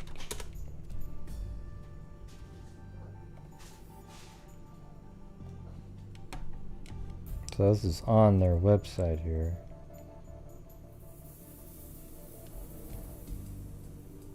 Alright, let's check this out. I'm sure they won't mind. Morgan's dream was... At 6 years old, Morgan's dream was to grow up to be a circus performer and a doctor. Well, let me just say this before we get to this part. There is a documentary that was just created about this case, and during the creation of the documentary, they actually found an image of this that day at the ballpark of what they believe to be the actual pickup truck. See, so there's the faded green pickup truck back there, and this is the white damaged back of it. Isn't that crazy? So they actually think they have a picture of it, and what I thought might be a cool idea, I don't know how you know, it might take forever, but you could get, if you could get like 50 people and you go on in the area, and then you go to Street View from 2007. That's the farthest back you can go. And it'd be interesting if you could go up and down all of the streets within a 10-mile radius with a whole bunch of people doing it at the same time. And then looking on all the different streets in 2007, which is only 12 years after this. Wouldn't it be interesting if you could find that pickup truck? Because 12 years isn't that long, although you... And I think they might have kept it... they shouldn't have mentioned that... Well, it's weird. It's like that double-edged sword. Early on, they did mention it was a red truck with a white camper, and that person must have known that they couldn't show it at that point, and obviously would have probably changed things around. But I don't know, it was just a thought that I had. Yeah. Yeah, it might have been somebody not even from the area. See, this is kind of... I think of this as sort of like the Delphi. It's similar to me, because I don't think that guy lives there, like everybody wants to say over and over again. I don't think he lives in Delphi. I think he lives somewhere out away, drove in. That was his hunting ground, got this girl. So anyways, let's play this. She wanted to help people and make them laugh at the same time. She was just this bright, sunshiny. And this is on it's a YouTube video, but it's from Knickknack. And I think they would want this out there. Plus, we've donated thousands of dollars to Knickknack. I think last year we gave them, what was it, like $6,000 or something? It was a ridiculous amount. And we've already donated this year. And it's you guys, the generous freak family, who allows that to happen. A beautiful little girl. Alma, Arkansas. The little town just east of Fort Smith was once known as the spinach capital of the world. In 1995, the small community with a great school system and low crime rate was a big draw for families. It was a place where no one expected evil. We actually lived in Ozark, Arkansas, which is about 30 miles away from the town of Alma, and we had been invited by our friends to come and watch their children play in a Little League baseball game. Colleen Nick and her 6-year-old daughter Morgan had never been to Alma's tiny baseball field before that day. June 9th, 1995 started out just like any other day. We got up, the kids played all day. We had grilled cheese sandwiches for dinner that night before we came to the ball game to spend time with our friends. And see, there's the amazing mom that is getting so much done. We literally didn't realize that within just a few minutes, our lives would be forever changed. Just yards away from the game, little Morgan played with two friends, Jessica and Ty, who were 8 and 10 years old. Now, for the first time in 20 years, they return to Alma and talk openly about what happened that night. It was my sister's baseball game, so it was kind of like a thing everybody, if you were a kid and you were at the baseball field, you always went up to the top of the hill. And I remember us playing together and being up on we were a hill behind everybody and we were catching fireflies, just running around playing in the dirt, just laughing and yelling and playing. They asked her if she wanted to go catch fireflies with them, and she asked if she could go, and I first told her that she couldn't because I thought it was late and dark, and our friends said, you know, kids play here all the time, and kids had been running back and forth all night. We had been playing in the sand, and we had it in all of our shoes and everything, so we went to the car to... Yeah, let's just say that the mom, none of these people did anything wrong at all, okay? So I know that they sort of feel guilty, you know, but made nothing wrong at all. The person who did something wrong was the barbarian who showed up and abducted her. Okay? People should be able to do what these kids were doing, especially at a ballpark. Everybody's just having fun. Dump out all the sand, and Jessica and I sat on the front of the car, and Morgan was on the back of the car. I remember seeing somebody sitting up on the hill, leaning on his truck, and I remember he did say stuff to us, but I don't remember specifically what. When I turned back around to see where the kids were at, I only saw the other two children, did not see Morgan, and walked over to them and met them and asked them where she was, and they said that she was taking sand out of her shoes, sitting by my car, but I could see my car and I didn't see her. Within minutes, law enforcement arrived, and the search for Morgan quickly intensified. I did absolutely think that we would find her right away. You know, we had the police, and you know, when you call the police, they know what to do. They show up, they know what to do, and they make things right, they fix it. That's what I thought would happen. Wherever you are, honey, remember we love you.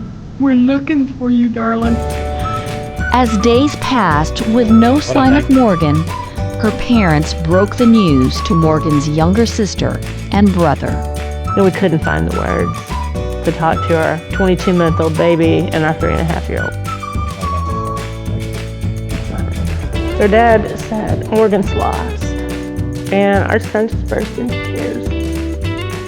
He said, why did you lose my sister? You have to go and pick her up. The days stretched into weeks and then months, and still no sign of Morgan. On the 1-year mark of her disappearance, Morgan's family released pink balloons, her favorite color, a symbol of hope and their pledge to bring her home. Today, they are just as committed, 20 years later. You know, it's a place that we can't move past. And our goal at the 20-year missing mark is that people would realize that Morgan's not home just because it's an old case and they may have not heard about it in a while or thought about it in a while. Morgan has not been found. She is still not home. We are still looking for her and still fighting for her, and you know, we believe that someone knows the answer. And 2 decades later, investigators are still searching for answers. It's our most active case, even today. I don't have any other cases I got 2 people assigned to just to work it. This is our only one. This composite sketch, now 20 years old, is the man police are still looking for today. Morgan's friends saw the unidentified man next to a red pickup truck with a white camper shell. We would run by his vehicle, and I remember him being on the front of it, just kind of leaning on it like he was watching the game. He was up there when we left, and all of a sudden he was gone when we came back, and so was she. We get leads every week on this case still 20 years later. Just last fall, investigators searched property in northwest Arkansas following a new lead after an old name from the original case file popped up again. Well, we didn't find anything. That doesn't mean that lead's not good. Chief White can't discuss specifics about that lead, but he says it's still open, like so many others. Like the case of 19-year-old Melissa Witt. Just 6 months before Morgan disappeared, Melissa was abducted from a Fort Smith bowling alley. Her body was later found about 50 miles away in the Ozark Mountains. Police are still looking for her killer. Have you looked at tying the 2 cases together? Many times. I will tell you, we dug up a big portion of the National forest right where Melissa Witt was recovered. And with our case, we've looked at that, and still believe that there could be a tie there. And that's just one similar case to Morgan's. With so many different possibilities, the National Center for Missing and Exploited Children offered to help. We put teams in Alma for months on end, working inside the police department, reviewing those records, prioritizing them, getting them digitized into a computerized system for them. And then we brought all that information back with those teams here to the National Center, where we convened a meeting of subject matter experts. The search for Morgan has sent investigators all over the state of Arkansas and beyond. Now, this place is just a few miles outside of Alma. It's an isolated area where teenagers sometimes come to hang out. A few years ago, investigators spent several days out here searching for answers. Investigators say the lead involved several witnesses who claimed they saw a red truck with a white camper shell out here shortly after Morgan disappeared. Every lead has to be followed up thoroughly. Some of these things are going to catch our attention, some we're going to consider high priorities, but everything has to be checked because we don't know what happened to Morgan, and Colleen and her family need those answers. After 3 days here of intensive searching, specialty teams turned up nothing.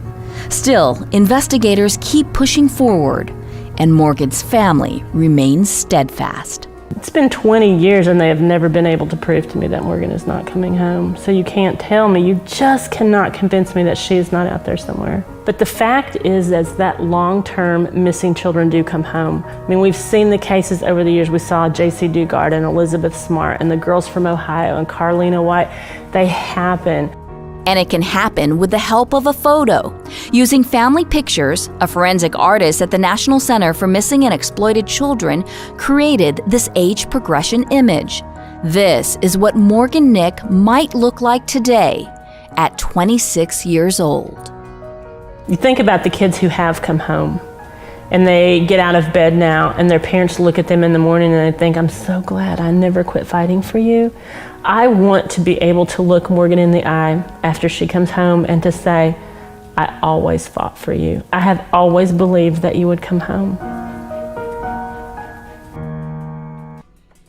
So this must have been 2013. Now it says 2018. So she's 26. This happened in 95. 2015 would make her 26. I don't know.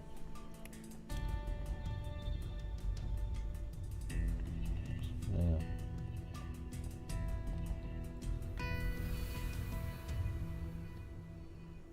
So this is from 2 days ago. Ballpark. Police have now released new details about the central focus of their investigation. Jay Burr visited Alma today, and he has more on some things we should pay attention to. I'm standing in a parking lot that used to be one of the ball fields from when Morgan Nick was abducted back in 1995. A new documentary recently released has reignited interest in a key piece of information. A recent documentary was partially released in Northwest Arkansas. It highlights the case of Morgan Nick, her mother Colleen Nick, still emotional over 25 years later. See, Morgan is not a story or an idea to us. She's my daughter. And she's not a documentary to entertain people. She's a little girl. Alma police call it a roller coaster for them also, especially when leads don't pan out. So, when that happens, the main thing is to not lose our focus and, regroup and keep moving forward. But that documentary has released an important detail that authorities want to bring back to the center of the investigation. We believe by witness statements that the abductor drove a red truck with a white camper. The one we have a picture of was from the ballpark. And the owner of that one's never been identified. Colleen Nick said she wanted to throw up when she actually saw the truck that may have taken Morgan. Always known that there was a red truck with a white camper involved. Like, everyone always knew that. But having an actual photograph of that truck, it really changes things, because now it's not just a vague notion of a red truck with a white camper. We know what it looks like. Police say even if witnesses didn't see the truck at the ballpark, they're hoping it will jog memories of seeing it all over Alma. I believe there's 7 locations altogether from that day. So, you know, even though you may know something that someone wasn't at the ball game, but they were in the Alma area, then obviously those are the leads we're looking for. Colleen believes someone knows who owned that truck and pleads they let them know who. They hold the key to finding Morgan, and I cannot imagine the courage and the strength that it will take for them to make the call, but we need them to do it. Morgan was 6 years old when she was taken. She's waited 26 years to be found. And Alma police say if you have any information in regards to that red truck with the white camper, to either give them a call or you can call the National Center for Missing and Exploited Children. Yeah, they're going to play that documentary again on Saturday on a website right here. I think it's going to be around here. Documentary on the kidnapping. And I think it's going to be, I think they have like a live button at some point. So it's April 17th at noon. And they have normally have a live button here. So I think you could probably tune in during regular hours and check it out. So what I'll do is I'll put this link in the description.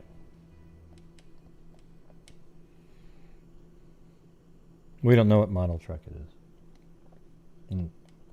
And it's from 1995, so it wouldn't matter.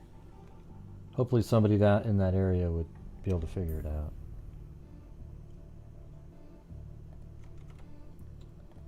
Alright, so I put at the very bottom of all the links, I put the link to that news channel.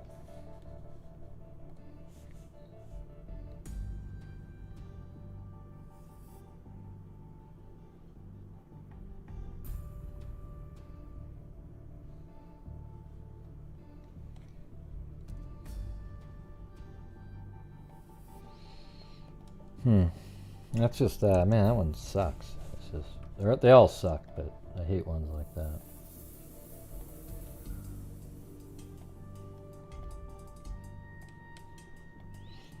So I have one more here to go over. Thanks, Brianna Props. I was going to say, we have these huge, long lulls these days. Used to be like, you know, kind of keeps you going. Got another case coming up here. Maybe I'll turn it on, see if it makes the sound.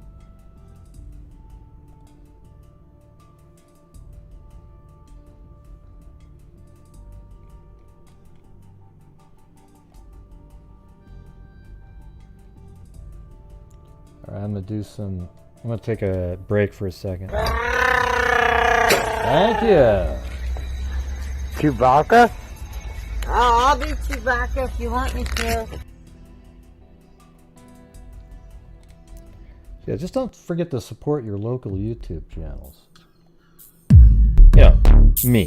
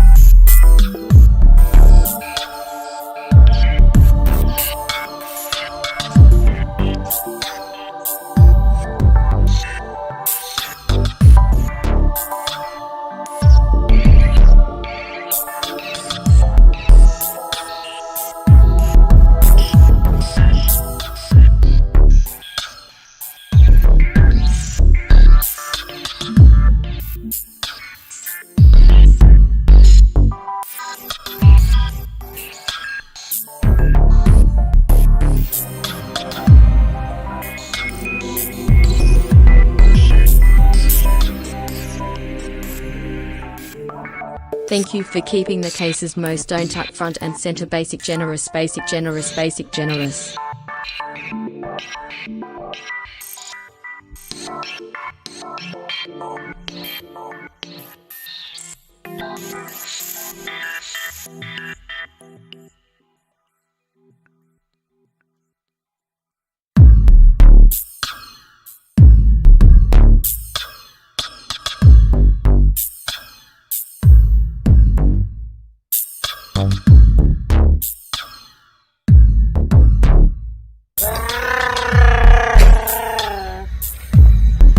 Chewbacca?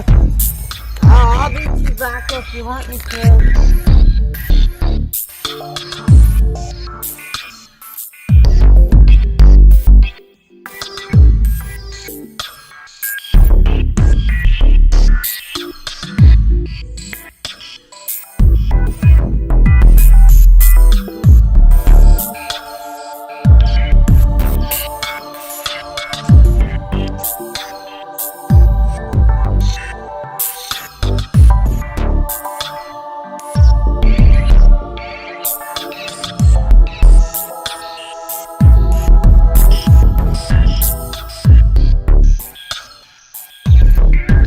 Thank you, Carolina T.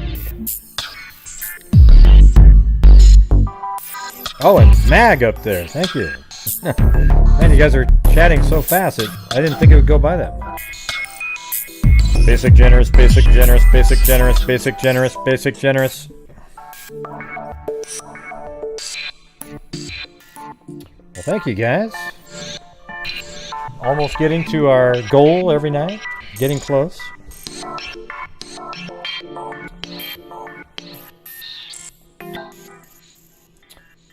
Alright, now we got another story to do.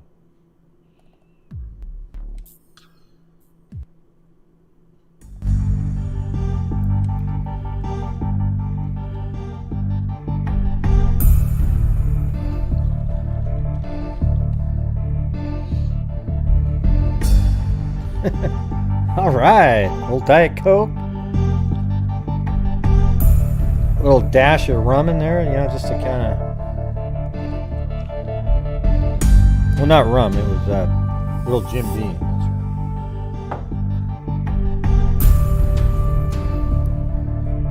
right. What do you mean, what's the Chewbacca about?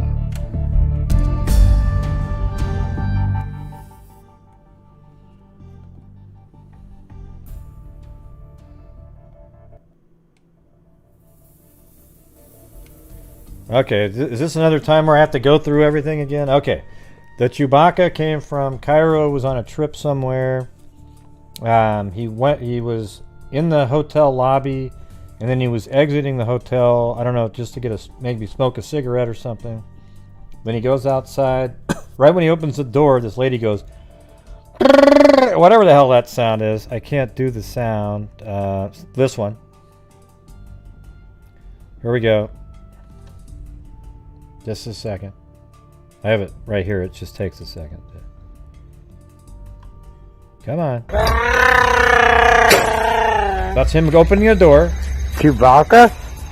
Oh, I'll be Chewbacca if you want me to. Yeah, so it's so great because he opens the door, the lady goes, makes that sound, and then Cairo said, Chewbacca?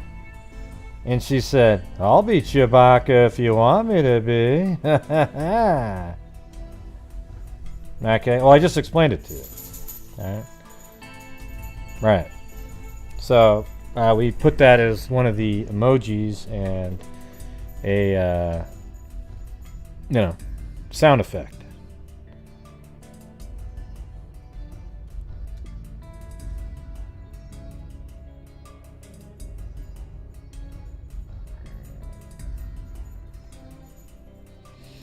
Oh yeah, I was going to talk about that one, Amber's case. I was just trying to...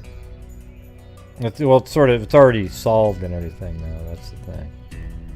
But, yeah, it's like her boss, well, it wasn't really boss, it's kind of like a...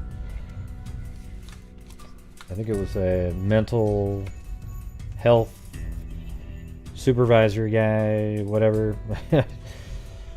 Anyways, I remember reading about it the other day, but I gotta do the show cases the most.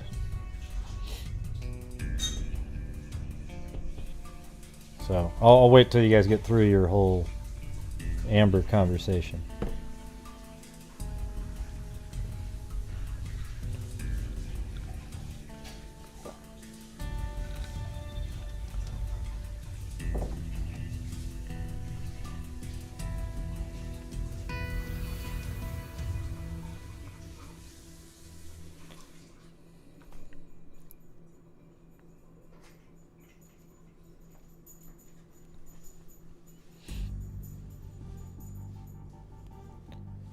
Okay, cool. I'll probably talk about it one of these days. Maybe send me any updates too. All right.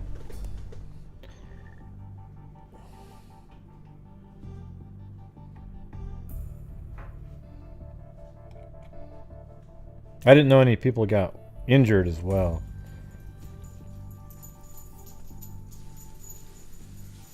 I thought it was just murder and then he killed himself or something.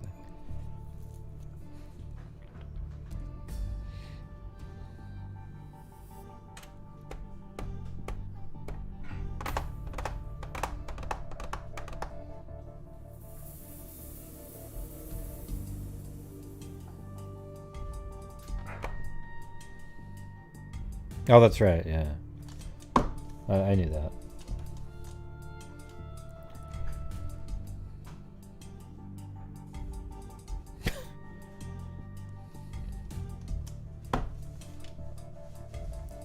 What is discerning light? What's comedy gold, discerning light? What is it? Yeah, just send me the updates. We'll go over it. Maybe you can call in if you want.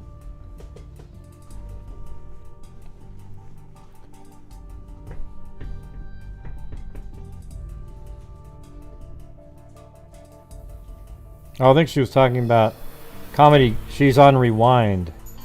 She's probably, I played the Chewbacca thing and then 10 minutes later she said, comedy gold! See, that's why you don't want rewind on.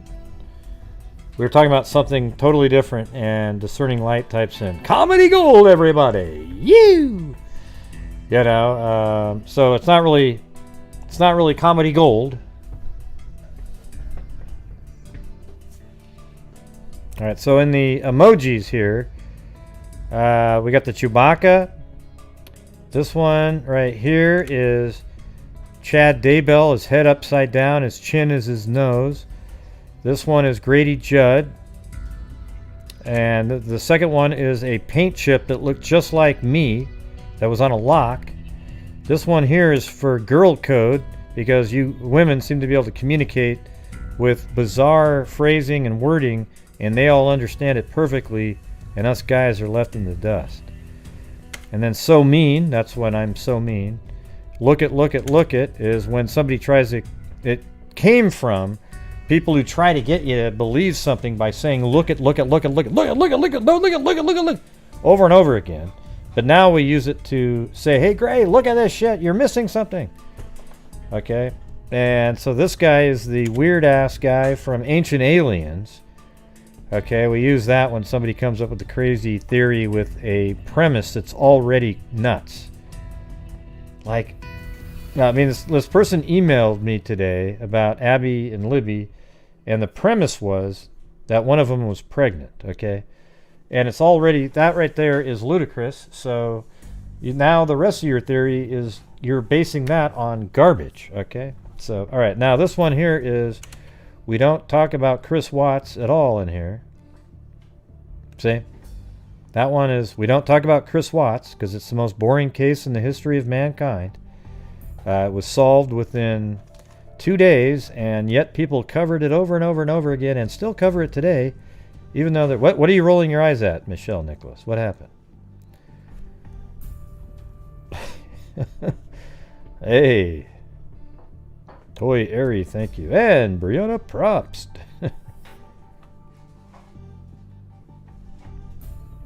Yeah, what's going on with your emojis? Basic girl code, basic girl code, basic girl. Okay, so then we got that one.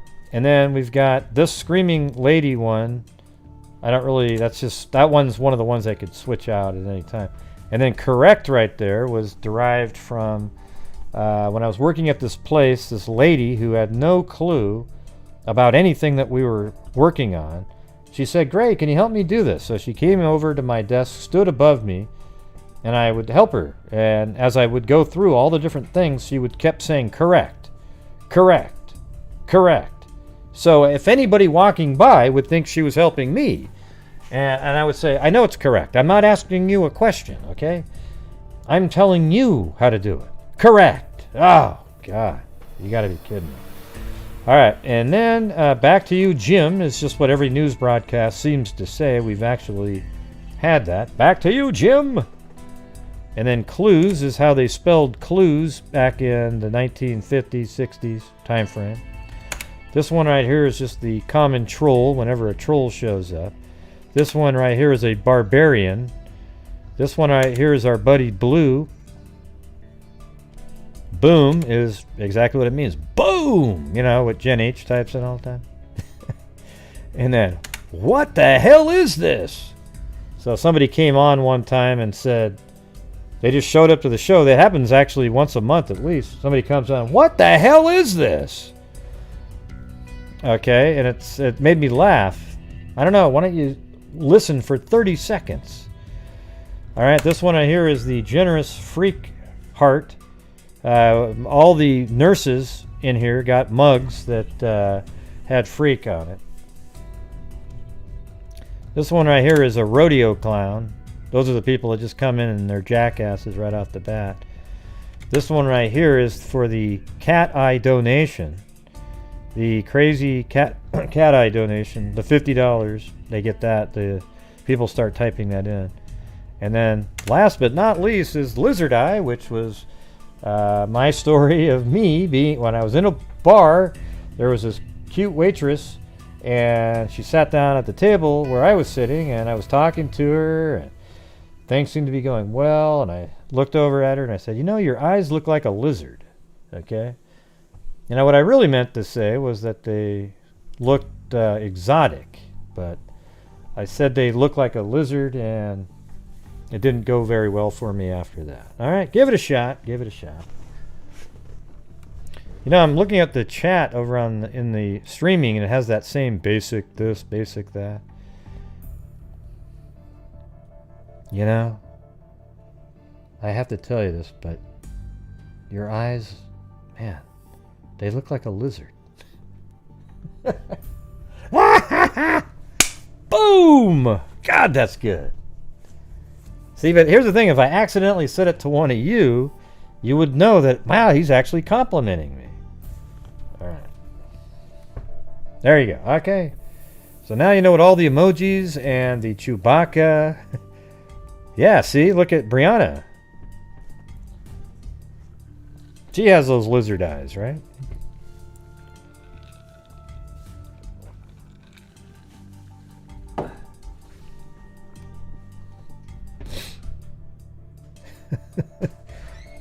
Yeah, really. Well, I thought it was pretty good, Toy Area. It should have worked, though. Why?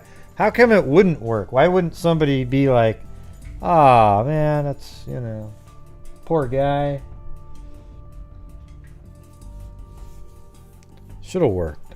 Should have worked. I don't think the word clueless is the correct word, Toy Area. Toy Area. I think it's more the most unsmooth. I mean, I know what I'm saying. I just didn't say it.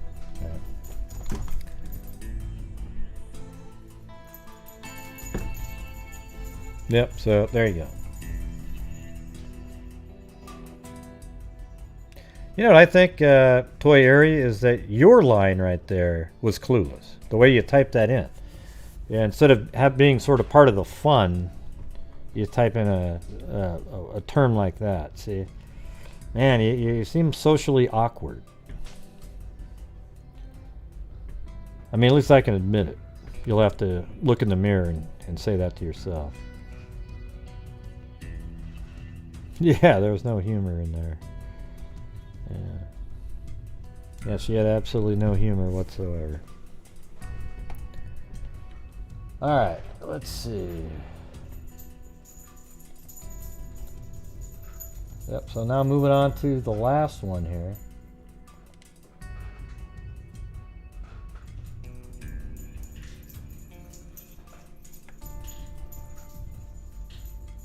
Yeah, Airhead? Is that where you get it? Okay.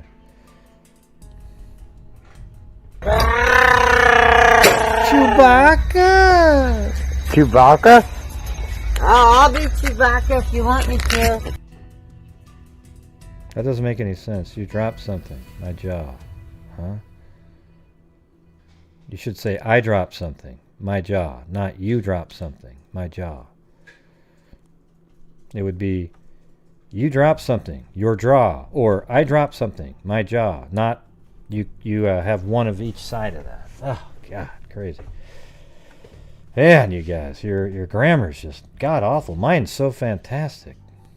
It's always perfect. Do you ever notice that, my grammar? I never make mistakes. I just spell shit wrong all the time on the, trying to get the show together quick at the last minute and then have some spelling errors. Let's just put it this way. I did well on my SAT tests on the math portion. Okay? Are you? Brittany? Brittany is one of the, is socially not as awkward as well. Like we're over here laughing and goofing around, and then she says, "Are we cranky tonight?" It's like, are you not being able to read the room? Like it's just try to figure things out a little bit. Yeah, I think you might be, Brittany, but I don't know what you're talking about. I'm laughing.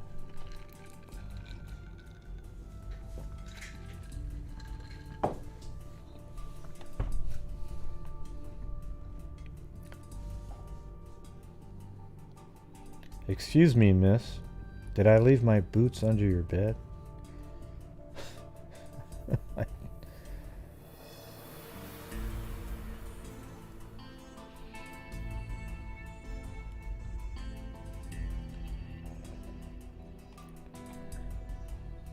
Huh? I don't get it. Yeah, I know what it means. I know what the joke means. You drop something, your jaw. My jaw dropped, right? It was just that you had the wrong. All right. Cool.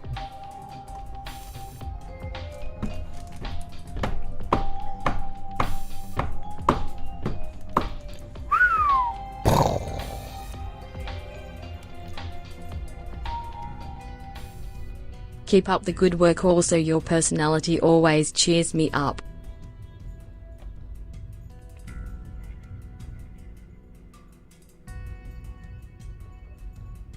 Yeah, but he would have said to you, Zozo. He would have said to you, "I dropped something," and you would have said, "What?" "My jaw." Right? That's how the correct phrasing would have been. That's what I'm trying to say.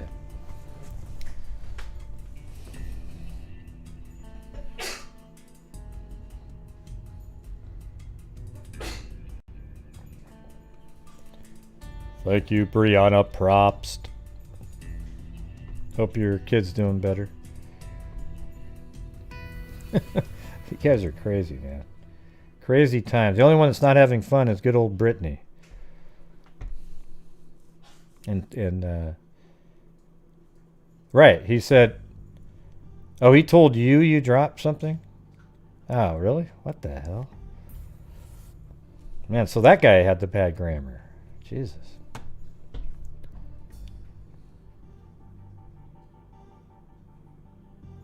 Oh, wait a minute. Holy shit. Oh, wow. I forgot my name. See, I had you going there for a minute, right? Somebody almost typed in right then, Gray, right? Somebody go, no, it's Gray. Hey, it's Gray, man.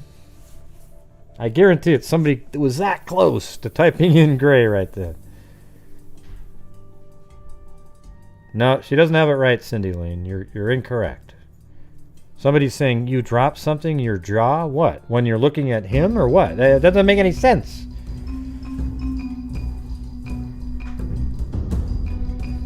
Wrong, Cindy Lane. See, there's Michelle Nicholas. She typed in Gray. Jojo has it right. Not crazy girl code. No, it's crazy girl code. Why would somebody come up to you and say, now I can't remember the first line. Forget it. Yeah, I really don't give it now. Oh, good. Awesome. Excellent. Right, that's exactly what I'm saying. It just doesn't make sense grammatically for me. Yeah. It's unbelievable. He still got his jaw and... Right. But he would have said, I've dropped something. Look. And then you would have said, where? Or what? What did you drop? My jaw. Because he's talking about you, right? See, I don't really understand why he would come up to you and say, you dropped something.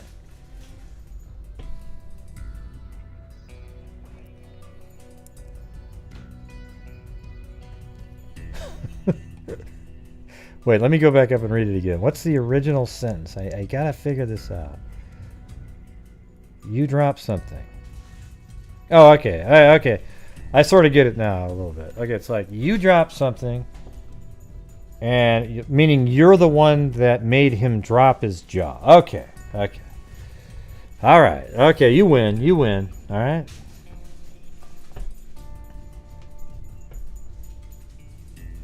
Wait. You just... And now it's confusing again.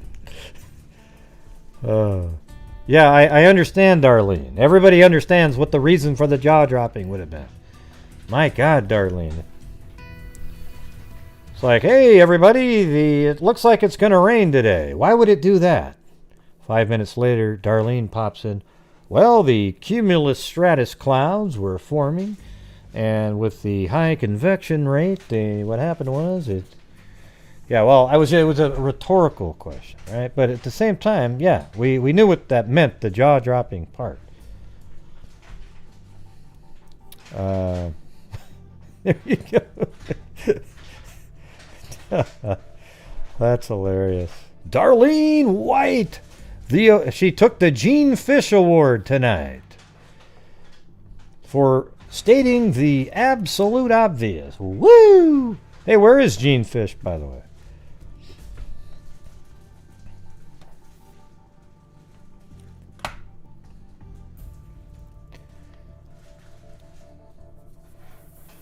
I mean, maybe I should start having that too, the Gene Fish Award. Yeah. No, I knew from the very beginning, Darlene, what the guy meant to say. That's why it didn't make sense the way it was worded. Because he said, you dropped something. It should have said, I dropped something. And then she'd say, what? And then he'd say, my jaw, right? But then I guess but then that wouldn't mean that she had any responsibility for dropping his jaw. So him saying, you dropped my... let's see. It should have been a longer sentence. A longer sentence, something like, you're responsible for my jaw dropping. And then, where is it? No, wait. You're responsible for me dropping something. Well, what did you drop? Oh, my jaw. There we go. Boom. There we go. Perfect. Yeah. Billy Boy Blue. Oh, yeah? He needed the money. Ooh. Yeah. All right. Anyways, I'm going to go try to do this story now. Although it's kind of long. I wonder if we should just do this one tomorrow or something. And do something else. Maybe we could do maybe I'll store this one for tomorrow. Because it's got a press conference. It would take... I mean, look watch. See all these different articles here? And then there's also a press conference related to it. Oops. Everything just went off my screen. So maybe we can do a rousing... what am I looking at, Cindy? What am I looking at? You know what we should do is I'll save that one for tomorrow. We'll do an episode of newspapers.com. Hey, thanks, Brianna Probst.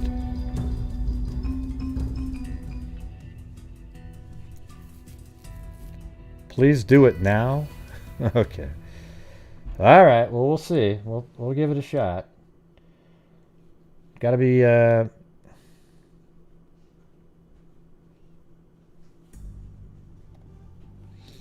right. Yankton police seek missing woman 19. The Yankton Police Department is searching for a 19-year-old woman missing since Friday. Tammy Haas was last seen at a Yankton residence at 12:30 a.m. Friday when she was intending to walk to her home several blocks away. Haas is 5'4", 120 pounds, brown eyes, dark brown shoulder-length hair, and wears contact lenses.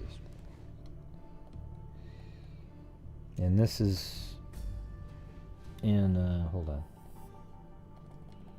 Yeah, Yankton. It's right on the border, actually. This is in South Dakota. And it's right here in Yankton. And it's just on the border of, I think it's Nebraska, yeah. Right on the border there. So she lived in this town of Yankton over here, but she went missing in Nebraska, right over the border. Alright. So this is September 24th. What's going on? Oh, there was an error in... I'll have to open that up again.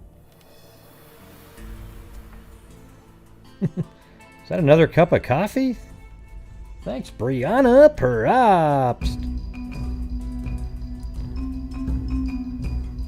Maybe they need a Brianna wave.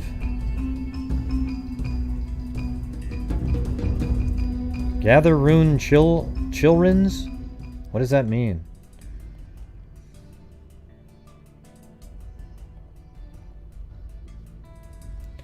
Okay, the body of a missing Yankton woman believed slain was found Wednesday morning near a Nebraska golf course.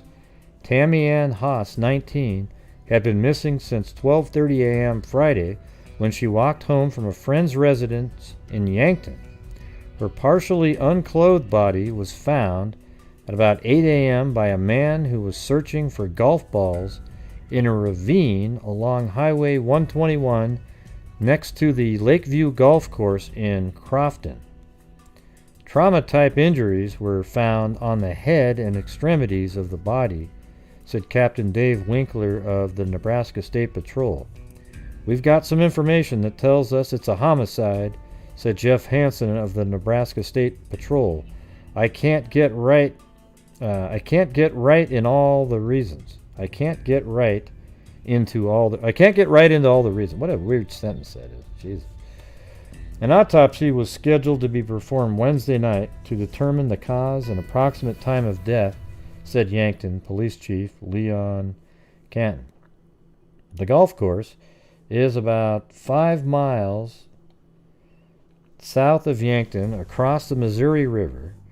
Rick Kuchta of Yankton, a member of the course, found the body.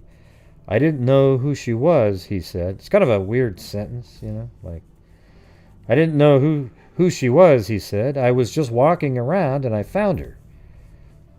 I mean, is that a direct quote? What a strange sentence. The ravine is near the 7th green and golf balls are often found there, said course manager Eleanor Nelson.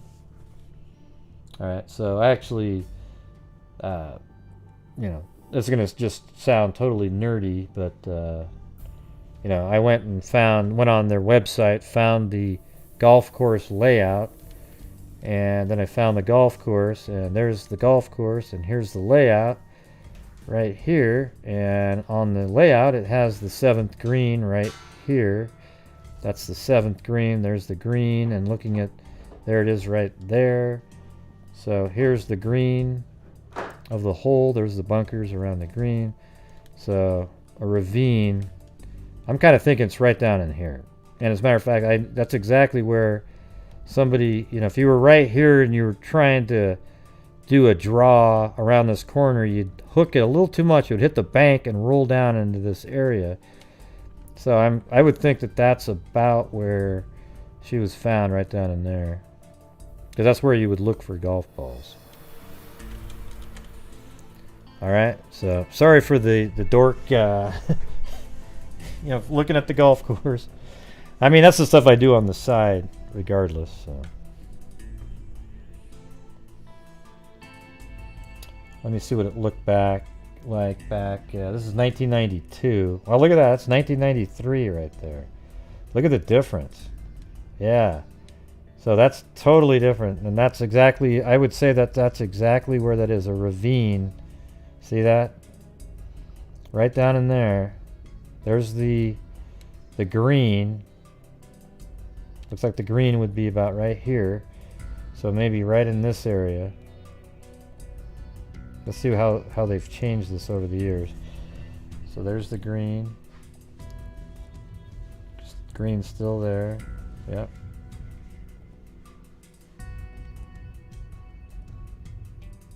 So that's another hole, though. So I still think it's down in this area. I can't imagine the ravine being right next to the road here. Calling that a ravine, that seems more like a ditch. Thanks, Lee D.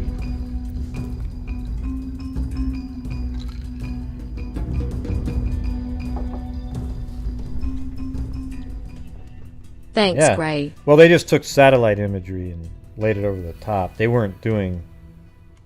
They just take satellite imagery that existed and put it in there. All right.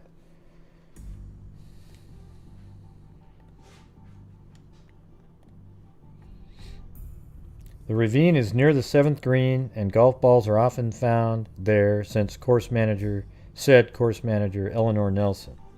Tammy Haas was an active, energetic, and outgoing young woman of Yankton High School. Principal Dave Bitters said of the 1991 graduate. She was well known by all student body, was a good friend of both students and faculty members, and was active in athletics, drill team, band, and drama while she was a high school student. Her death is a tragedy. Judy O'Connell, Haas, dance teacher and friend for 15 years, said Haas was accomplished in ballet, jazz, and folk dance. Everybody liked Tammy, said O'Connell, who runs Judy's dance studio, and she was so beautiful, not only graceful, but beautiful. Authorities are asking anyone with information to contact the Nebraska Highway Patrol. Thank you, Brianna Probst again. And Lee D.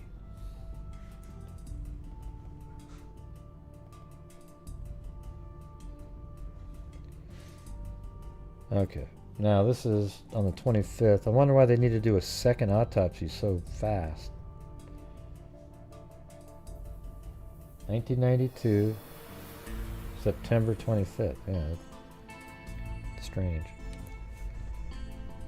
Nebraska authorities are conducting a second autopsy on a slain Yankton woman whose beaten body was found near a Crofton golf course.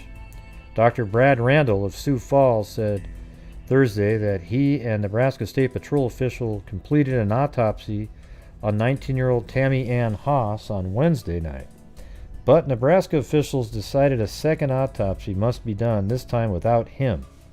Huh, interesting. Randall said it isn't uncommon to do a second autopsy in a criminal case, but the first coroner usually isn't excluded. That's not normal. That is strange, said Randall, who learned about the second autopsy from a reporter. He refused to talk about his results. Nebraska officials would only say that they are examining preliminary findings and awaiting final results. The second autopsy is looking for information to help find a suspect. Haas has been missing since 12:30 a.m. Maybe they just didn't feel like he was advanced enough for what they might need to get. You know, he's local. You know, it could have just been a coroner. Yeah, he was a coroner.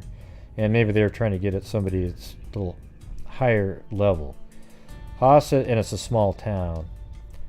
Haas had been missing since 12:30 a.m. last Friday when she walked home from a friend's residence in Yankton. Her partially unclothed body was found about 8 a.m. Wednesday by a Yankton man who was searching for golf balls in a ravine along Highway 121 to the Lakeview Golf Course. And so that's 121 is right there.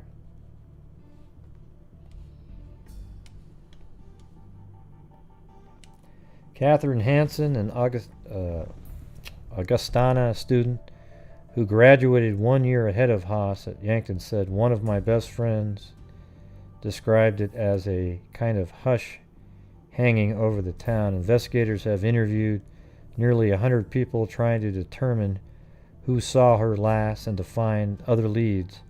A Nebraska State Patrol investigator drove several pieces of evidence to the crime lab at Lincoln. Captain Dave Winkler of the Nebraska State Patrol said authorities looked at other cases of women reported missing, but they haven't found any connection.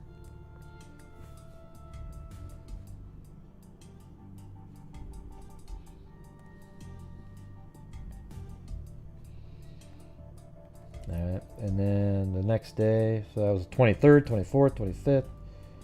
This is on the 26th. Autopsy reveals Yankton woman's neck was broken. Thank you, Holly.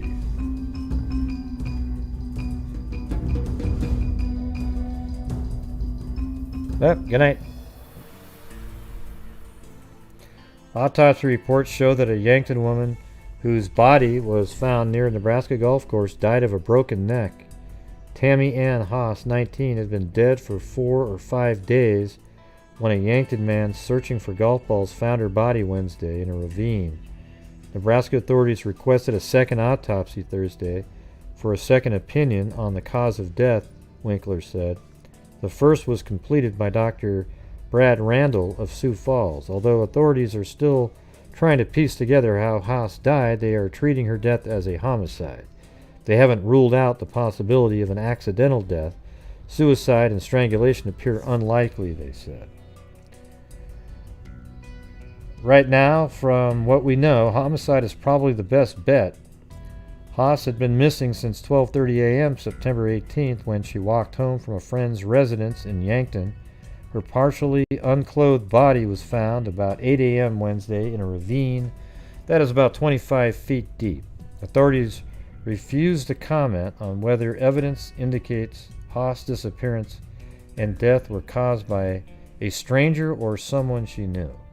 Evidence has been sent to the state crime lab to help determine if Haas was sexually assaulted. At this time, we haven't been able to determine any weapon, he said.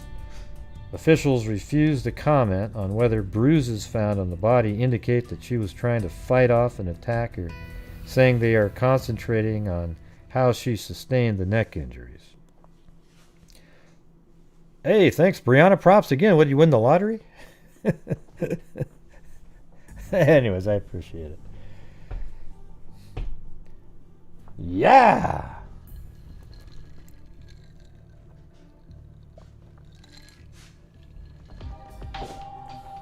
What a weird name. This account.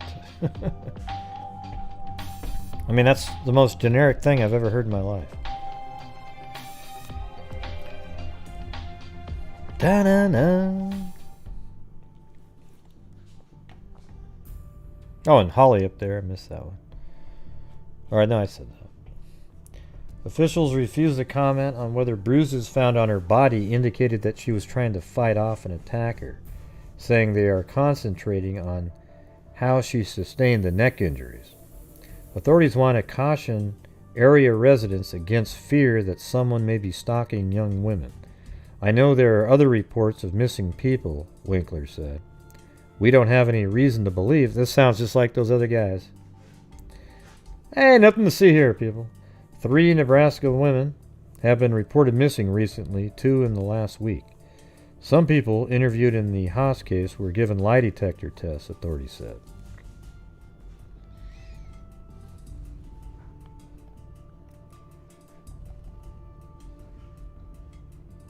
That. And then on the 27th, again, a Yankton woman found dead across the border near Crofton, Nebraska, died of neck injuries. The body of Tammy Haas, 19, was found Wednesday. Dr. Tom Bennett of Iowa State Medical Examiner, see, he seems a little higher level, was asked to perform a second autopsy. Right? Because he's like the Iowa State Medical Examiner. So he's the head instead of the Dr. Brad Randall of Sioux Falls.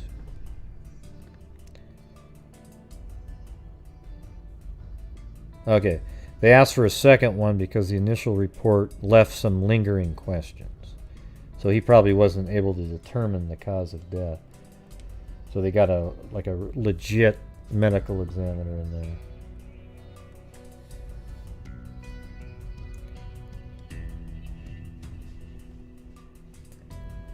Authorities investigated, and people worried this weekend about 3 young women reported missing in Nebraska. We aren't as trusting about people as we used to be, said Jane Hannigan, an 18-year-old freshman at Cretin University. What has happened lately has been weighing heavily on everyone's mind. Candace Harms, 18, a University of Nebraska-Lincoln student, was reported missing after leaving her boyfriend's house at about 11:40 p.m. Tuesday. Her abandoned car was found Wednesday. Well, let's see what happened to her. What's her name? Candace Harms. Wow, I guess not. That's pretty weird. 20 years later, people still remember Candy Harms. Guess I shouldn't have bought the bed. Harms remembered in positive light.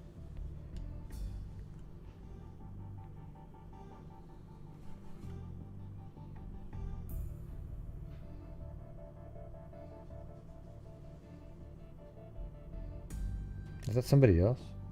I thought it said Candace. No, there it is. Candace Harms was murdered by Roger Bjorklund. The memories are forever in Todd Sears' mind.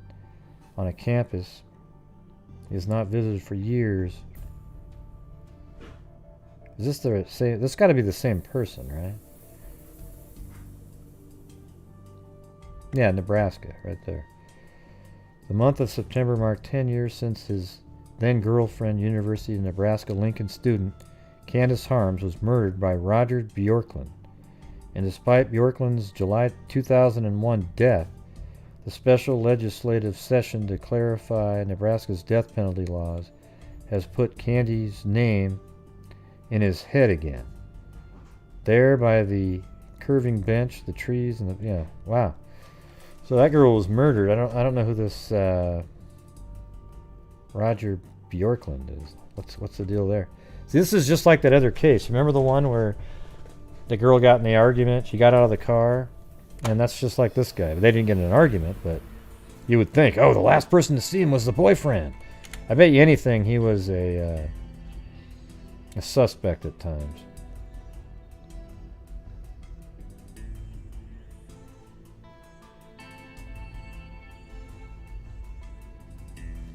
Wow, that was an Oregon State University person. That's weird. I'm on a tangent right now.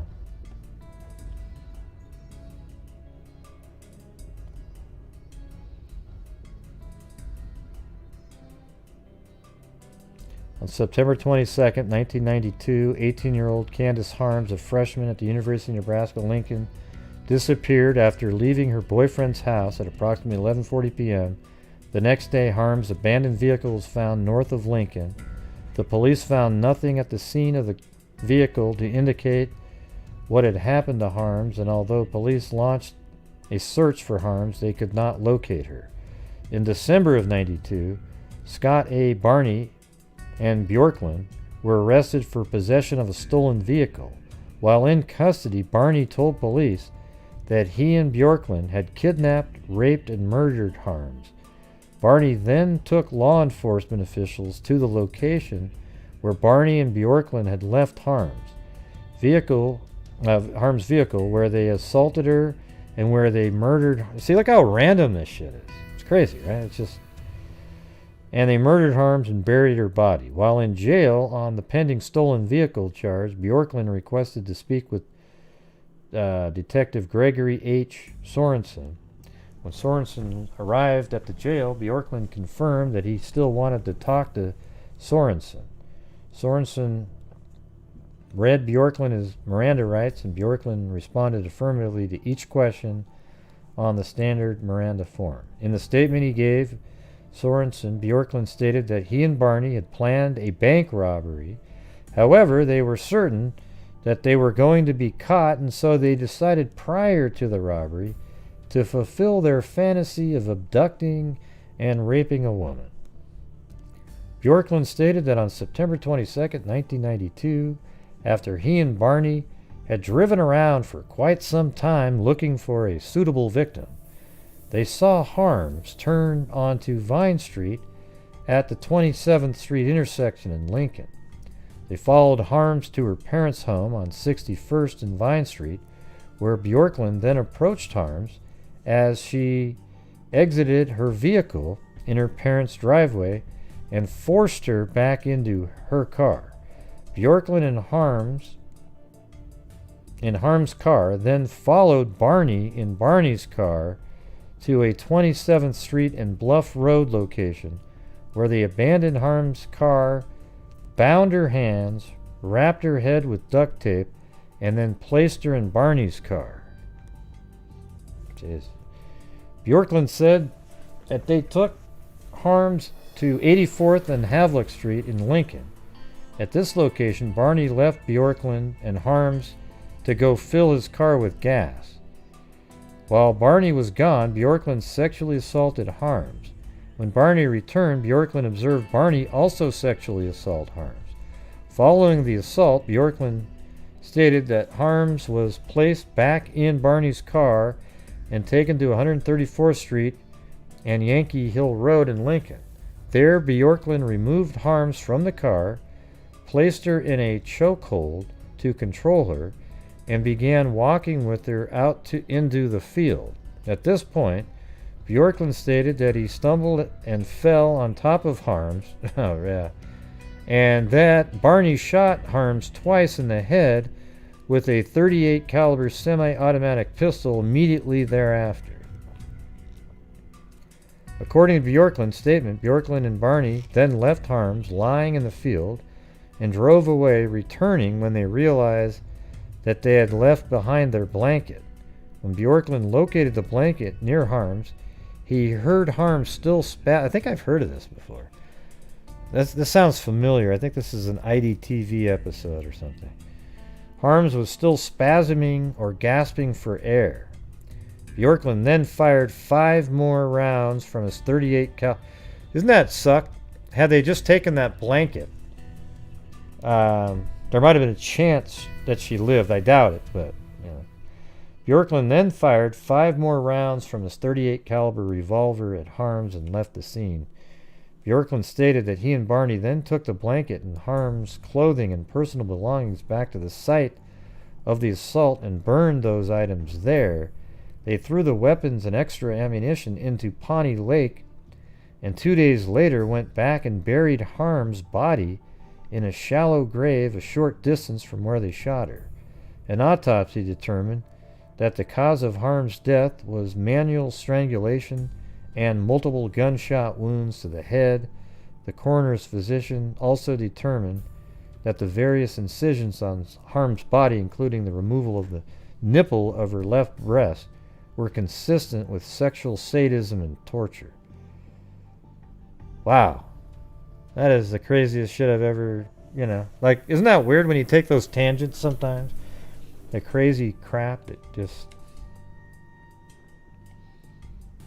like, all that was just somebody meant Candace Harms, 18, a University of Nebraska Lincoln student, was reported missing after leaving her boyfriend's house at 11:40 Tuesday. Yeah. I mean, what a simple moment that is. Oh yeah, I'm just went to my boyfriend's house, driving home. Actually made it all the way home. And as soon as I get out of the car, you're abducted by two absolute psychos, and all of that shit that I just read went down. Unbelievable. Anyways, they said there was no evidence to link any of these at the time.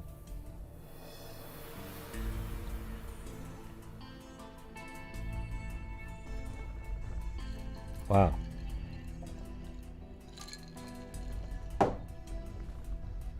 You know, a lot of times you can find the old, like, a really good source for getting the exact, precise information is when they file for a new trial or anything like that. There's always these PDF files out there that have the case summary in detail. When they an appeal.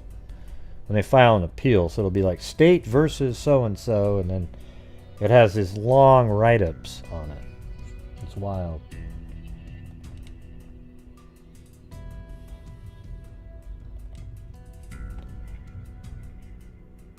Theory emerges. But see, I read this earlier just because I was like, oh, well, what's the theory? And there's nothing in it.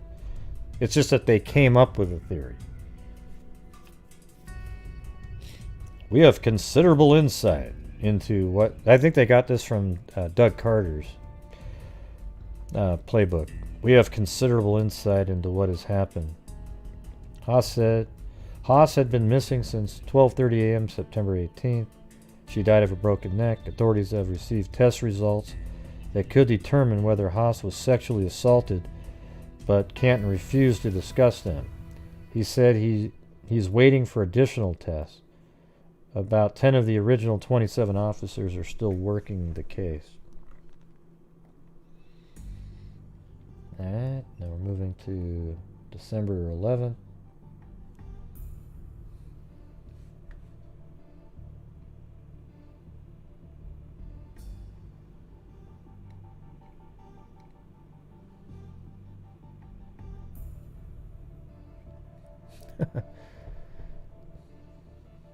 Yeah, I was reading a comment from earlier.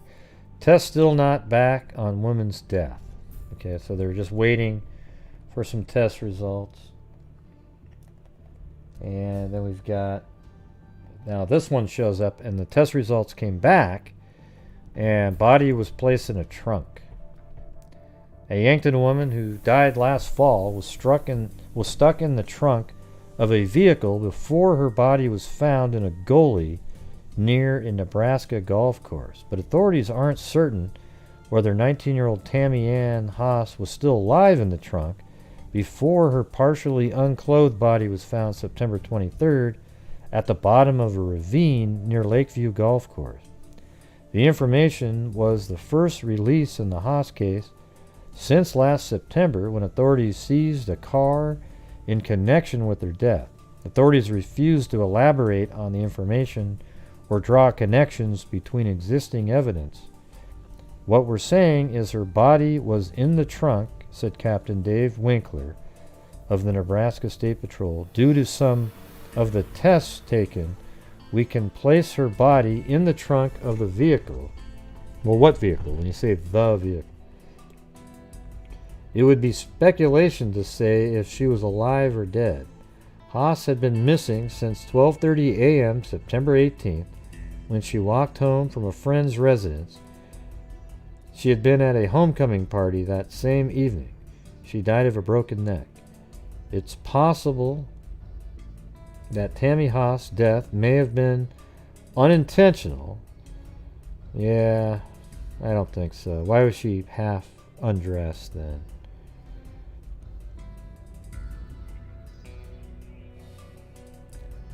Further authorities have learned that the death of Tammy Haas did not occur at the location where her body was recovered.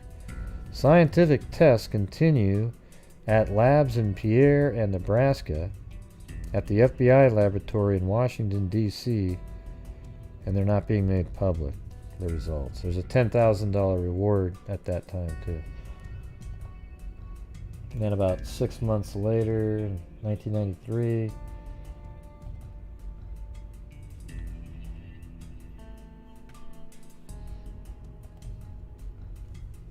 There we go. Pressure put on Haas case. The Tammy Haas task force and the Yankton girls' family have produced buttons aimed at keeping awareness. So, you know, the town, everybody's working together, trying to get the ball rolling. That's right, Jen H. Questions linger year after the death. Mark Haas has waited for more than a year to learn why his older sister was found dead in a gully near a Nebraska golf course. He's uncertain he will ever know the truth. For 13 months, a task force of South Dakota and Nebraska law enforcement officials has chipped away at the death of Tammy Ann Haas. They have some theories and a few clues, but they are only a little closer to resolving the case than they were 9 months ago. We don't have enough information on any one particular suspect. We can certainly speculate on a number of different theories, but until we have the evidence, we're not going to be able to say what happened. The brothers, Haas relatives who wait for some type of resolution so they can move past their death. I'm not satisfied in what they're releasing to the family, Mark Haas said. That isn't likely to happen if the investigation is put at risk, so they won't get to hear anything. The family may understand, but they may not agree or like it. Residents and family, friends, and puzzled by the secret working of the task force on a death that appears unplanned and haphazard. Quite honestly, the task force continues to be a big mystery as Tammy's death. Haas' partially unclothed body was found 8 a.m. September 23rd in a 25-foot deep ravine next to Lakeview Golf Course near Crofton. She had been dead 4 or 5 days when a Yankton man looking for golf balls found her body near Highway 121. Haas had been missing since 12:30 a.m. September 18th when she walked from a friend's residence. She was at a homecoming party that same evening. Authorities have said she died of a broken neck and that her body had been stuck in the trunk of a vehicle before it was found. Her death may have been unintentional, but homicide is still a focus, they say. At this point, we're not in a position to comment on the specifics, except to tell you the investigation is ongoing and we're looking at everything. Yeah, so then there was like nothing in the paper for 2 years. And then in 1995, man charged in manslaughter. So it says a Yankton man has been charged with manslaughter in the death of Tammy Haas 3 years ago. Eric Stuckel, 20, made his initial court appearance Friday in Hardington, Nebraska. He posted a $5,000 cash bond and was released from jail. Haas, 19, Yankton, so that's going to go through that, what happened again. She had been dead 4 or 5 days. A man looking for golf balls. Authorities said earlier in the investigation that Haas died of neck injury. At the time, authorities speculated that her death might have been unintentional, but said their investigation focused on homicide. Yeah. So anyways, they made an arrest here. I think this guy was her ex-boyfriend. So then a year later, year and 2 weeks later, arguments begin in Yankton woman's death, so he even went to trial on this. The jury has been seated and opening arguments have begun in the trial of South Dakota man. Maybe they couldn't prove murder, because remember they said they thought maybe it was an accidental? Eric Stuckel, 22, of Yankton, was charged in the death of 19-year-old Tammy Haas, who was last seen walking from a friend's house. How do you accidentally break somebody's neck? Haas's body was found a few days later at a Crofton golf course. The second of 2 autopsies showed Haas also of Yankton died when the back of her head hit or was hit with a flat, broad surface. Like she fell straight backwards, maybe onto a marble floor. Her knuckles were scraped, and she had a severe blow to her stomach, though investigators said that didn't kill her. Okay, well, what made that then? Stuckel said he drove Haas back to his house, and she walked home. That was the last time she was seen. Prosecutors do not have a murder weapon. The Cedar County jury will go to the ravine where Haas's body was found, as well as the farmhouse where Stuckel and Haas attended a party 6 years earlier, and the trunk of Stuckel's car where prosecutors... what do you mean 6 years earlier? It would have been 4, not 6. No, 6 days earlier, excuse me. And the trunk of Stuckel's car where prosecutors say Haas's body was once placed. So they actually are able to prove... So when they say the car, it was his car, and they think that they have the fibers and whatnot. In opening remarks Thursday, Nebraska Assistant Attorney General David Arterburn said the jury will find beyond a reasonable doubt that Stuckel is guilty of manslaughter. Anyway, so that was September 28th, and then the next year, October... Well, not the next year, just a month, not even a month, 7 days later. After 5 hours, no verdict in Haas trial.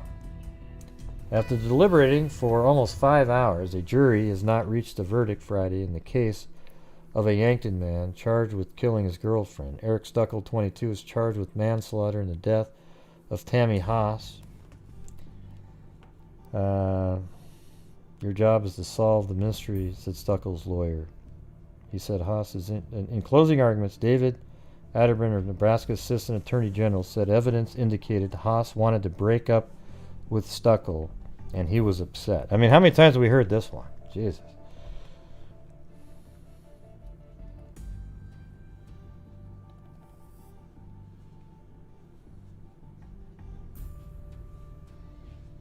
Family of victim, ex-suspect face life after trial.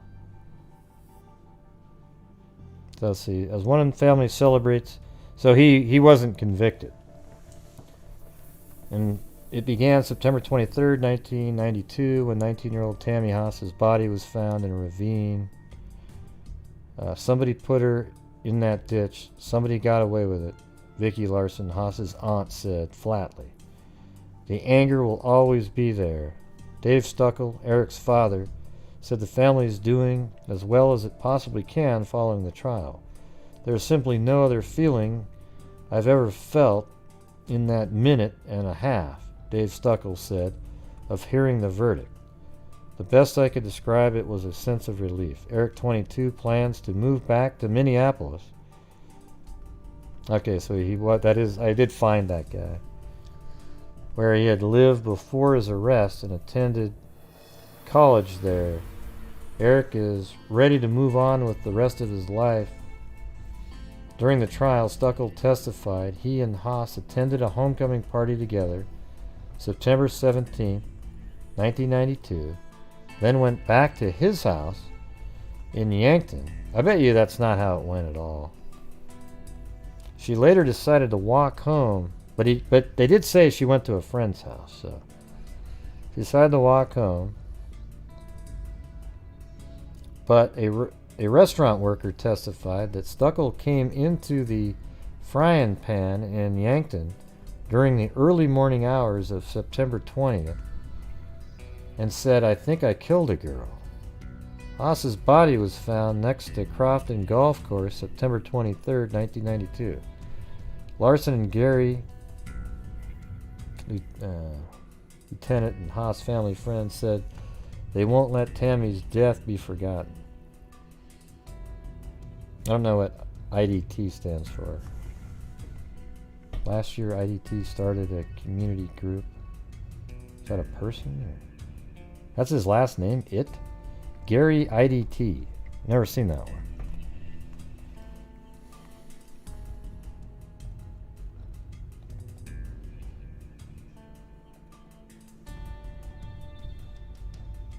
Well, you guys are, at least some of you are still here. I don't even know how many people are still watching. Ah, 207. Wow. No, 175. Yeah. The truth will eventually come out. I don't care if it's 10 years, 20. I really believe that. And then in 2005...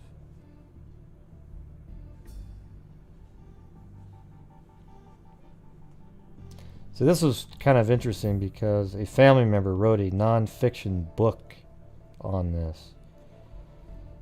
For 13 years, a lost love has haunted Mark Merrill. Maybe it was a family friend, I can't remember now. It was a complicated relationship the 32-year-old Yankton man says of his friendship with classmate Tammy Haas. Like a lot of guys, it was just that huge high school crush on a girl. She always saw me more as a brother, somebody she could trust, which for a guy, that's just horrible. But when Merrill entered the Army shortly after his high school graduation in 1992, he never could have imagined the grim fate that awaited Haas. Her body was found September 23, 1992 in a ravine near a Cedar County, Nebraska golf course. 6 days after Haas was last seen. An autopsy found that Haas died of a broken neck. 4 years later, a Hartington, Nebraska jury acquitted another classmate, Eric Stuckel, of second-degree manslaughter.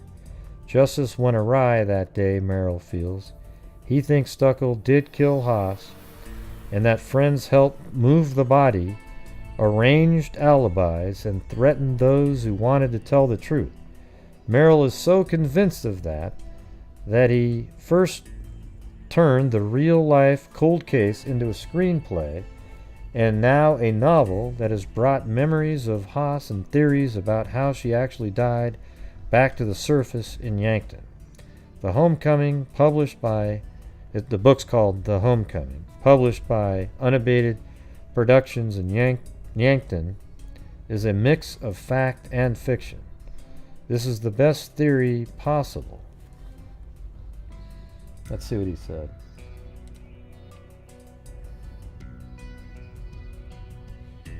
And this is really long. I'll just do the first part of it. I just want to get to the press conference here. This is the best possible theory I could come up with after years and years of work, says Merrill. This was a court of last resort for me. Emotionally, writing this book, this was my way of dealing with the grief. It's not a particularly good way, says Mike Stevens, a Yankton lawyer who represented Stuckel in 1996 manslaughter trial. Stevens said he never will buy nor read The Homecoming, and he's baffled by the media's interest in Merrill's book. The essential quagmire of his book is that, on one hand, he tells everybody this is fiction. Then, on the other hand, he basically tells everybody this is fact. He doesn't highlight the things he thinks is fact, and the thing, I get what he's trying to say here.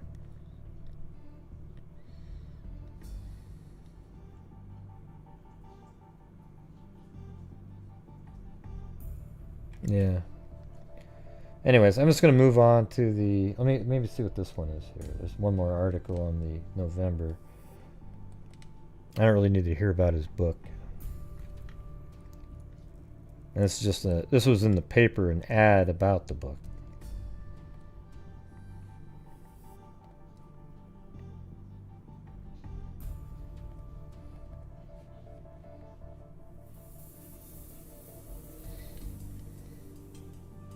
And then this is just this crazy long article on it again.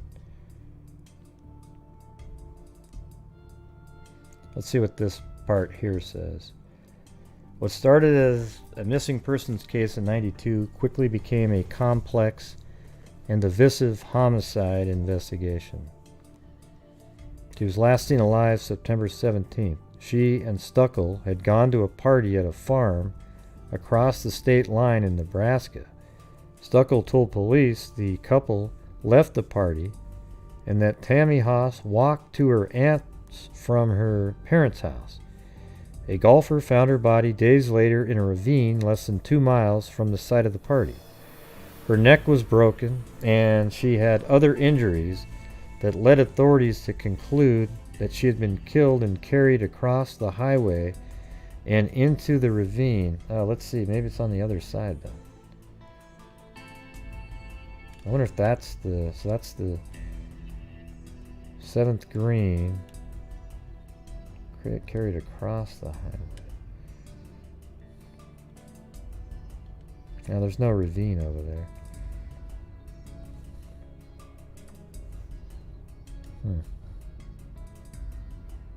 Well, there's some over here. I wonder if it's right there, actually. That's more of a ravine, isn't it? But why would they say near the 7th hole? And why would a golf guy buy... Nah. You wouldn't be looking for golf balls over here. It's got to be over here. Has to be.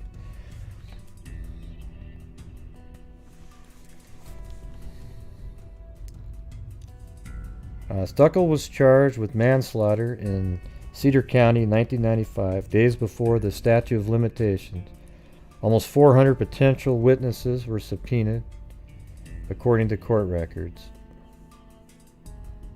Yet prosecution was difficult. No confession and no direct evidence connected Stuckel through hair fibers, although hair fibers were found in his trunk. He and Haas had been together that night, and there was talk of an argument overheard, but no one testified about seeing a murder. After a lengthy investigation and grand jury, the state accusation against Stuckel...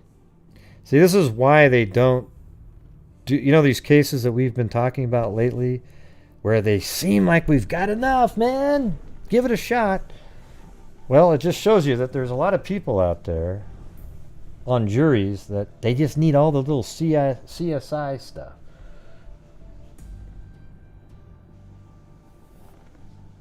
Chloe. I thought Chloe... I couldn't even tell she was breathing right there. That's weird. Like normally you see their stomachs going up and down, but it didn't do it. But this is why they don't go to trial, because look at this guy. You know, maybe at some other point they might find some evidence and they can't try him again. After a lengthy investigation and grand jury, the state accusation against Stuckel was presented as an either-or scenario. The complaint reads that either September 17th or September 18th, 1992, Stuckel did then and there kill Tamara Haas without malice upon a sudden quarrel, or did then and there unintentionally and without malice cause the death of Tamara Haas. I think it's the exact opposite of that shit. I think he did it on purpose. If I can't have you, nobody can. Yeah. Alright, so anyways, I'm going to play the press conference now. That came out today, I think. I think the links are in the description. Just think, you guys, I stayed this extra time. Just a cup of coffee. Who said anything about a hairnet in the trunk? Who said that? Nobody said anything about a hairnet in the trunk. It said hair fibers from the trunk were found on her. Remember? Alright, here we go.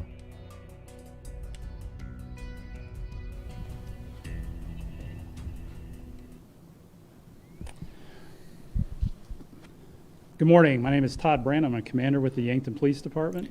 Well, not really, welcome Susanna, Nancy because Haas, she wanted to break up with members of the media, and our law enforcement partners that you see behind me. Thank you everyone for joining us this morning. If Tammy were alive today, Nancy and her family would be celebrating her birthday. Tammy would have been 48 years old today. She may have looked like this in an age progression photo and living a full, fulfilling life. Instead, she's gone. Oh, and this one was brutal too, by the way, everybody. The audio and the video were, I can actually see it, 7.22 seconds off. So literally, he might move his lips and then 7 seconds later he says it. So I had to actually slide it over and look at when he's about to make a sound, like with a W, and then I synced it up. So, I mean, I was having a lot of trouble today with the audio here. So anyway, I'll start over.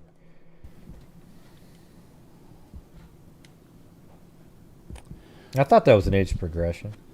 Good morning. My name is Todd Brandon. Which case I'm is commander this with the one? Yankton Police Department.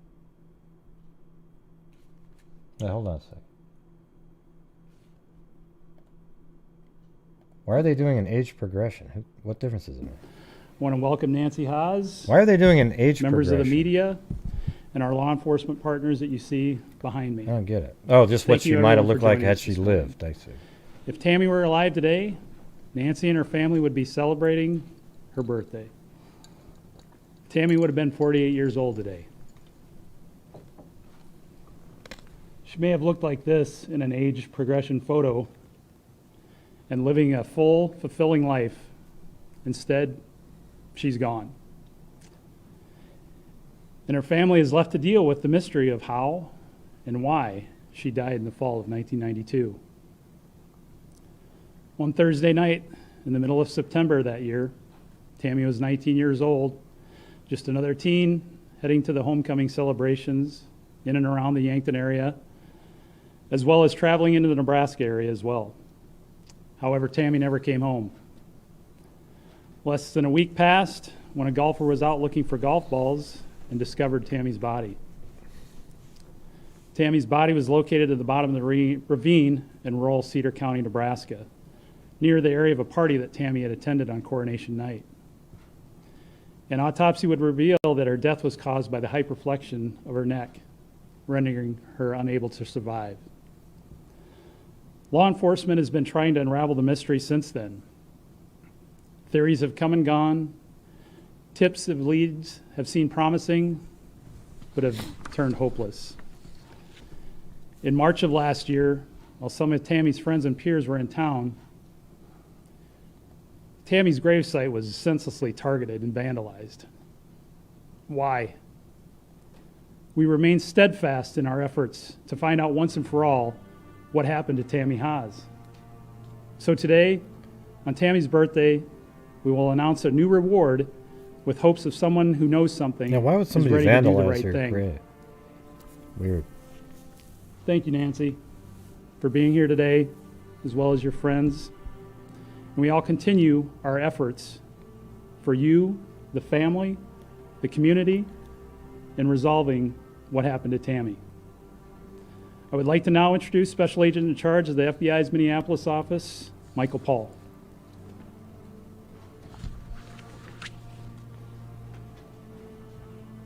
Thank you and good morning. My name is Michael Paul. I'm the Special Agent in Charge of the FBI's Minneapolis field office, which serves South Dakota, North Dakota, and Minnesota.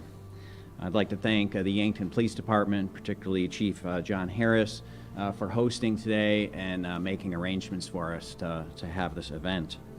Thank you to all the law enforcement that are also here as well today. As you can see, a very strong showing for Tammy. Most of all, we want to thank the family for being willing to be here and for all of their efforts, their friends, in keeping Tammy foremost in our minds over all these years. Tammy's mom and the family are still without very key answers. The very long-awaited answers to very basic questions. What happened to Tammy that night, and why did she die? And so today we hope that the announcement of a reward of $15,000 for information regarding Tammy's death will hope to encourage someone to come forward. We know that there's been uncertainty since that September of 1992 for the family and what happened, but we do have some certainty, and that is that someone out there knows, has information about what happened to Tammy, and that's what Tammy's family and what authorities are asking for today. If someone does have information, we have a variety of ways that they can provide that information. They can contact our FBI Sioux Falls office at 605-334-6881.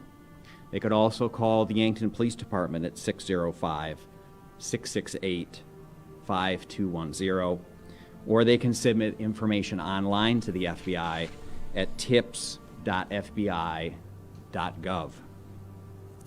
Tammy's case, this investigation illuminates the fact that time does not deter law enforcement's efforts and persistence to find truth and find justice. And as the FBI here in the tri-state area, we greatly cherish and respect the partner relationships that we have across law enforcement. And again, we're thankful to the law enforcement team and Tammy and her family for keeping this investigation alive and well in our minds. And so there's several agencies represented here today that had a hand in this investigation and have kept it moving over the years. And so it's certainly appropriate that we would recognize them. The Yankton Police Department, the Yankton Sheriff's Office, the State of South Dakota Department of, or Division of Criminal Investigation, our Nebraska State Patrol, the Nebraska Attorney General's Office, and the Cedar County Sheriff's Office. And so thank you to those partners again for being here today and being here over the last number of years. In closing, there are people out there that know something about what happened to Tammy, and today we're talking directly to them. And the burden of that knowledge that they carry, the weight of knowing for so many decades without speaking, coming forward now can lift that weight and lift that burden off of their shoulders and their heart and their soul. It's the right thing to do. It's the right thing to do for Tammy and for her family. And so thank you for your time, and I'm happy to introduce Tammy Haas's mother.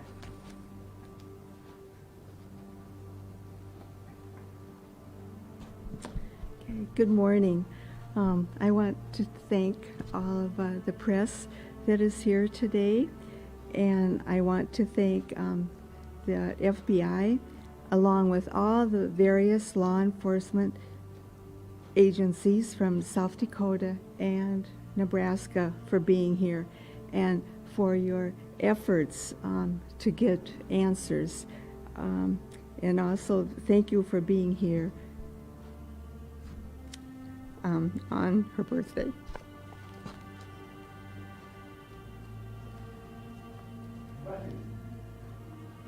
What's changed? Has something changed recently in months, years, to bring this about today?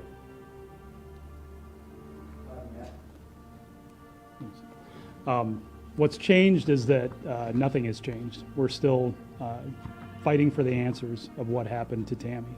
So graciously, the FBI has put up some money to hopefully jog some memories that have been held for many years. So, but nothing has changed. We're still steadfast in the investigation.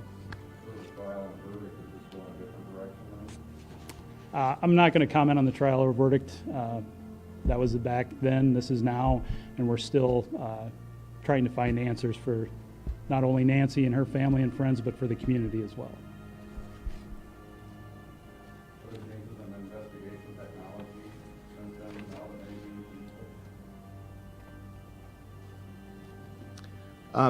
Certainly there have been changes in scientific analysis of forensic evidence, and so part of what we've done in this case is to consistently go back and review the forensic evidence, to resubmit pieces of evidence where we can, and so all of that is continuing to go on in the background. And those pieces of evidence will really help us when we have someone come forward who can help us put those pieces in order. But that's what we're really seeking, is that human element. But you're right to point out that there have been many advances, and we continue to monitor those and apply them as we can to the case. If I can add there, you know, we're recognizing obviously a very significant day for Tammy's family, an anniversary for her birthday, and so I think the team here is thinking about the life that would have been lived, that Tammy would have had over all these years, and time with her family and a career, and we can't put a price on that, and so the reward is obviously a very small token, but we're hoping that you know, together with thinking about all these years that have gone by and all that was sacrificed by Tammy and her family, that maybe this will add some motivation and again bring that human element forward, which is critical to the investigation. Are you seeking all types of information, one of those, someone who knows, you know, information, that type of thing? Absolutely. We're looking for any and all information that folks may have available, something that they maybe haven't shared from the past. You know, this is often in our investigations across all of our agencies where some small bit of information often becomes key, and so you know, I would certainly say nothing is insignificant. Perhaps if someone even believes something is known but they're not sure and they'd like to make sure that that fact or that piece of information is known, we'd like to hear it and have it as part of the investigation.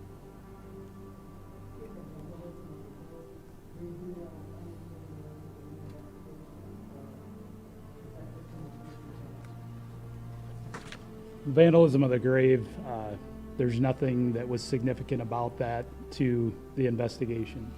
It was simply troubling and disturbing that a large gathering of her friends and peers were in the area not only less than 24 hours ago, and then that occurred. So again, it's part of our investigation. We're continually using the information that we gain from that to apply it to our investigation as well. So the friends were there at the grave, and then... I would only add to that the vandalism of the grave did indicate to us that someone in this area still is thinking about this and may have some knowledge about it, because they went back and specifically damaged the grave and a marking that talked about seeking the truth. So whoever that was, I think, has some connection to the case. And so we're hoping that if that person is out there, and that the vandalism in fact meant that they had some connection to this case, that they might come forward and tell us more about that. Even a marking that talked about seeking the truth. Weird. So whoever that was, I think, has some connection to the case. And so we're hoping that if that person is out there, maybe that person knew something. The vandalism in fact meant that they had some connection Teresa to this case, that they might come forward and tell us more about that.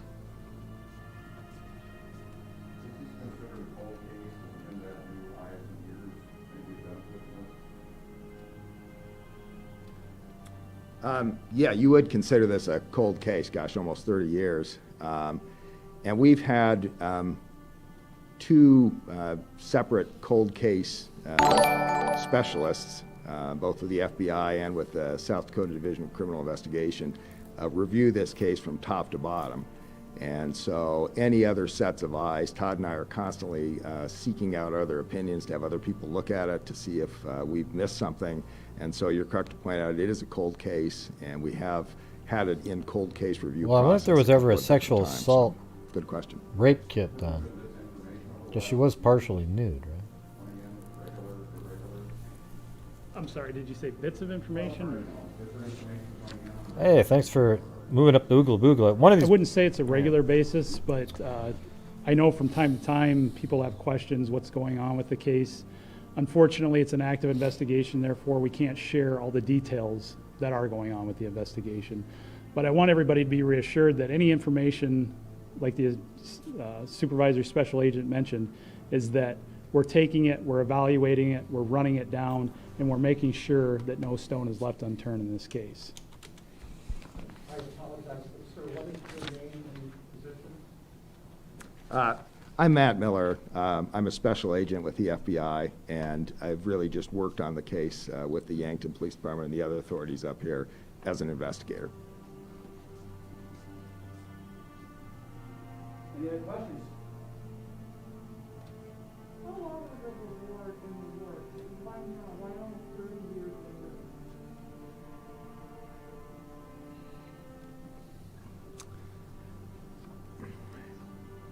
I suppose really because each year we meet to talk about what else can we do to move this case forward? And every year we come up with a couple of things sort of on our own. We have had a series of tips that have come in that we've worked on, but every year we also try to come up with 2 or 3 things that we can do. That's what I was thinking, Mag. If somebody came forward and just said, I know he did it. Well, gosh, you know, over all these years, we've never... Sometimes, you know, sometimes I hate the double jeopardy. It seems like there should be some kind of a law in there that allows, you know, I mean, if you're guilty, right? Like if evidence comes forward, here's what it should be, is that you go to trial, and maybe there's a way that you can, just before the verdict is read, or something where the prosecution can say, you know what, we withdraw the charges, and then, or something like you kind of get a feel for what's going on. I just think it's ridiculous, you know? But it's also ridiculous that somebody has to keep going through trials their entire life because you didn't have enough evidence to convict them. So it's like, I get that part, but man, if you're guilty, man, you need to pay for it. Just because you got lucky the first time, it really blows, you know? Put out a reward. And sometimes we have success with that. Sometimes that's the nudge that helps bring someone forward. And maybe so there really was no maybe we should do it where you can have a second attempt. You know, a hung jury, it can go on and on and on. But if they're found not guilty, you should be able to have a second bite only, but that's it. Only one more attempt in a future date. You know, and maybe a judge has to rule that this case is eligible for a second bite at a future date, given the evidence that was presented.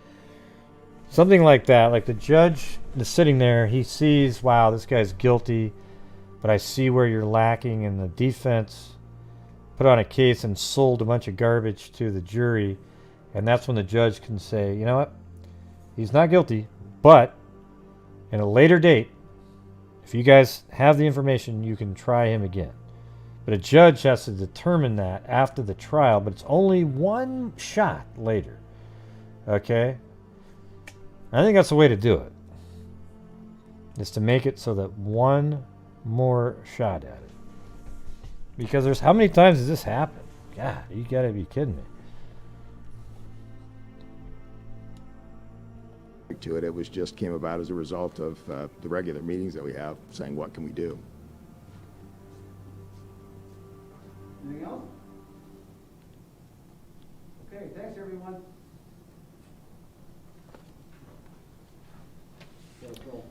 And then you even have arguments at the end of the trial. Once they say not guilty, then the prosecution they'll have to come up with a new Latin name for this motion, where you put out a motion and make arguments, present it to the judge for him to say, yes, at a later date, you can be charged again, one more time.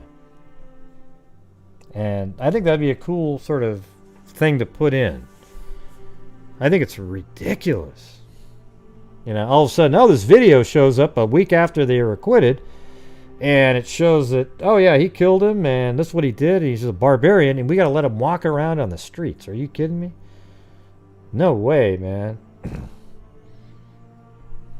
God. Anyways, yeah, it just makes me angry. I hate it. Hate that stuff.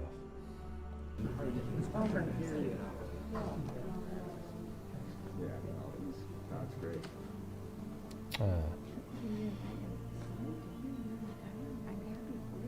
47 years is enough. I'd say that's right. That's Got to achieve 27 years is enough. 47. It's time to quit. I'm going to go hunting and fishing. Yeah, it's good to see that she can smile. But I really enjoy it. It's rewarding for me. 3 months turned into 3 years, you know? Yeah. That was good for us. Good for the community. It's a great community. Anyways, yeah. Thank you, Jennifer Rochelle. All right.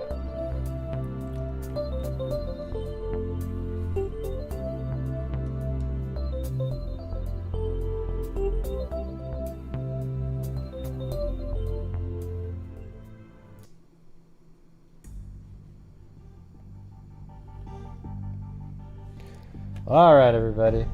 That was kind of depressing. Sorry. Thank you. Thank you, Lee D.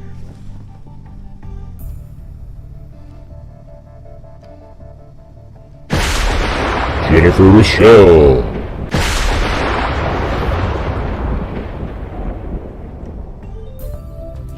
Zozo. Lee D. Rita Schaefer. Allie Cake. Hey, come on. Stop playing. Shit.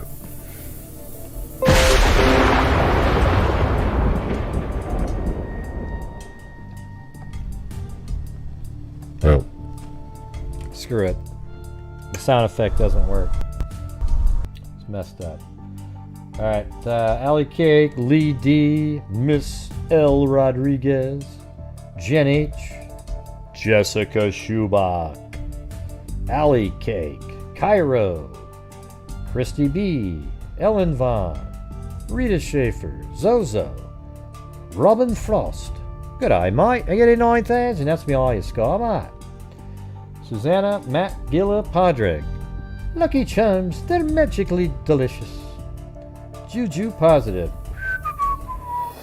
Darrell Greggs, Michelle Nicholas, Tia Marie, Zozo, and by the way, everybody, rewind mode was on. Holly, Lee D, Cindy Leon, Brianna Props, the lottery winner, Mag, Carolina T, Brianna Props, Brianna Props, Brianna Props, Cindy Leon, Brianna Props, Brianna Props, Lee D, Brianna Props, Holly, and Brianna Props again. So thank you, and thanks everybody who joined the channel tonight. Thank you very much. Appreciate it.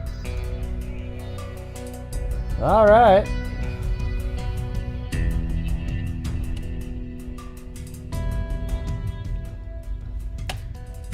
So do you guys find those interesting?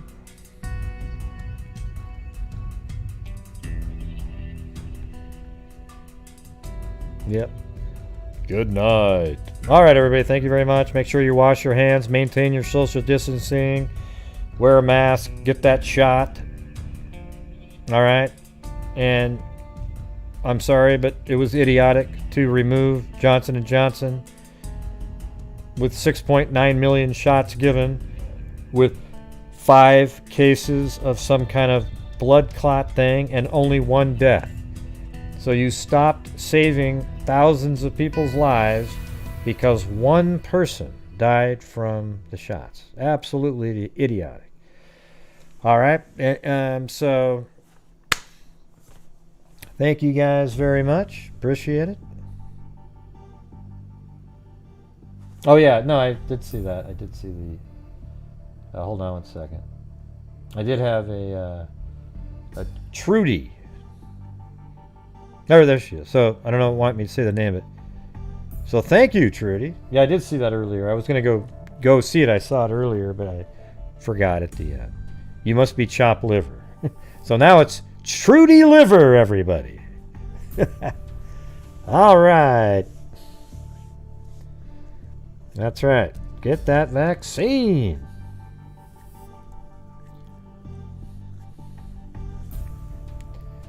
Anyways, thank you very much, Trudy. Appreciate it.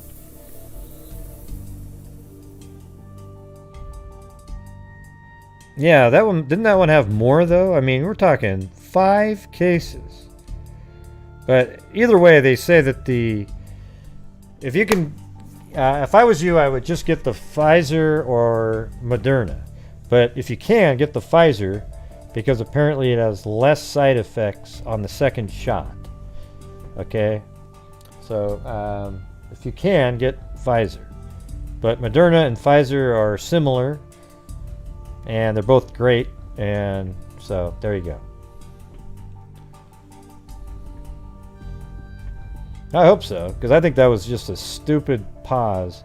How many people are going to catch that virus just in that one time that it would have made a difference, you know, if they...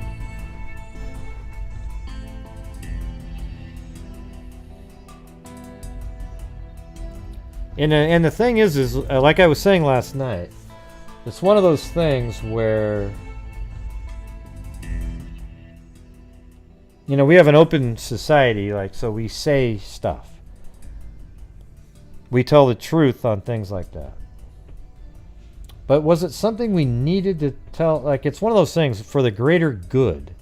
Because now that you say it, everyone that was scheduled to take Johnson & Johnson are now going to be, I don't know, man. I don't know, Jesus. They're going to panic about it. And it was so safe. It's ludicrously safe. I mean, we're talking 1 in a million of getting that, whatever the hell that blood disorder, clotting issue was. But then only 1 death from it. So that means in 1 in 7 million chance of dying. I mean, you shouldn't die at all, I guess, from a vaccine, but they do every year. You know, people have weird reactions.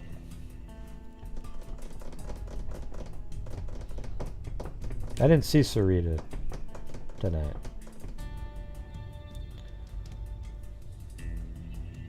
Anyways. Wait, Sarita's here? I don't see Sarita either.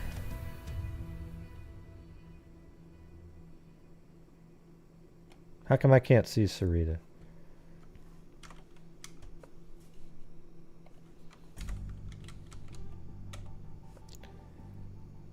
So, hey, Jen H., when you said you gave a heart and a smile to Sarita, was she here?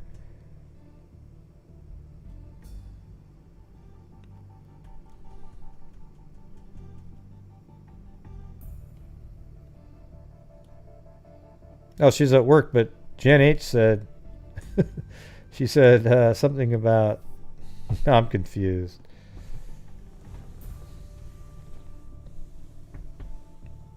Oh, it was just a shout out. Okay. No, yeah, the Johnson & Johnson's safe as hell, man. If you're scheduled to get it, go take it. Once they start offering it.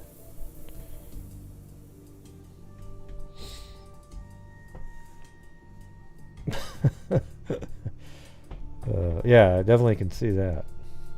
That's one of those things.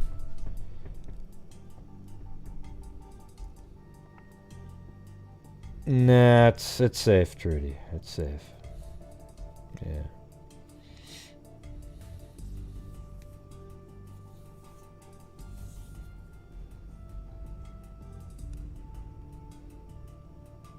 Yeah. I'm sure that's really rare. Whatever you're talking about. Don't try to scare people. Yeah. Oh, okay. Yeah.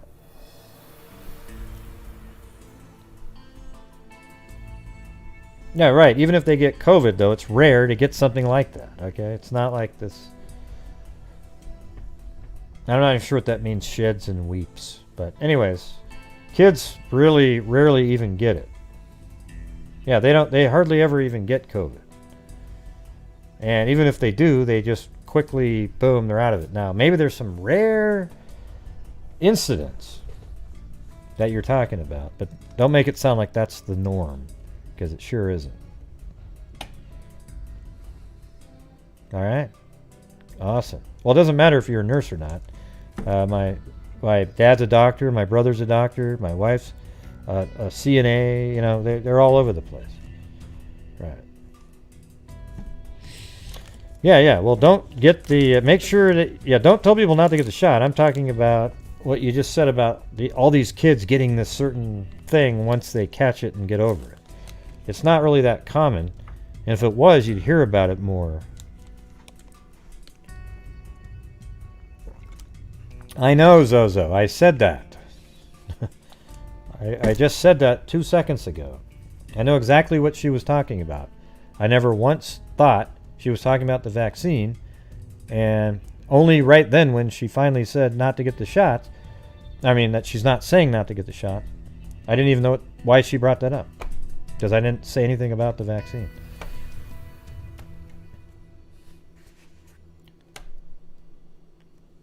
It's a lot less here than it was, but yeah, some places are going up again, and yeah, Michigan's just a shithole over there, just all the time. Just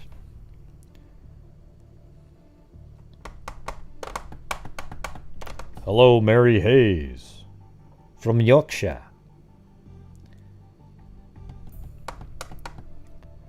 Hey, Trudy, did you ever get a mug?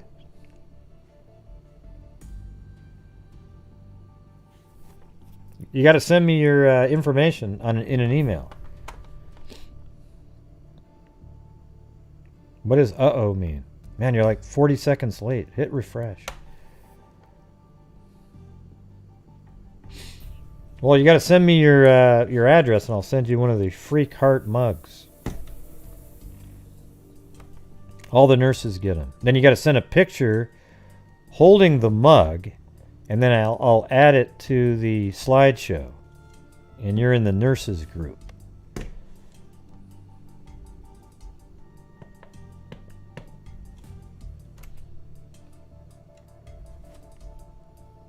You know what I'm talking about? I know.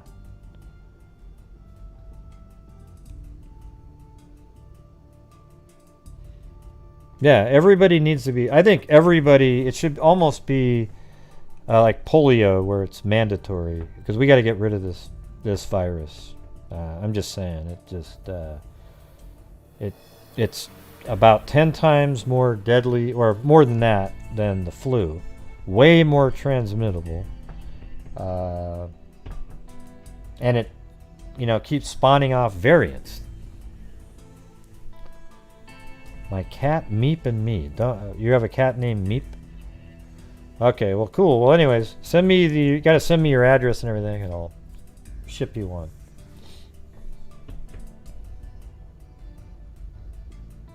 Cool. Did they just open it up for kids that age? I didn't think they had yet.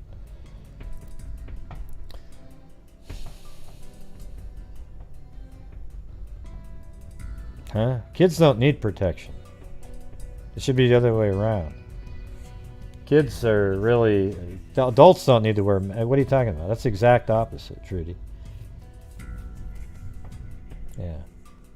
Kids don't need protection. They really are almost immune to the virus. They literally... it just... Hardly any cases of kids... More die from the flu than the coronavirus in kids, for sure. Way more adults, though, than the flu. From Tanzania, Jesus.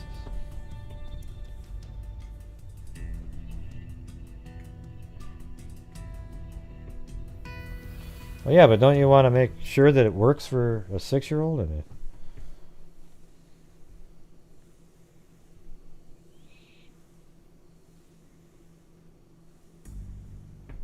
yeah, there's some people like Texas or whatever. They're going to go, nah, the hell with it, man. They put some nanobots in there.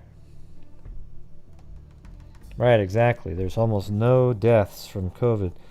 So wearing masks really just protects you.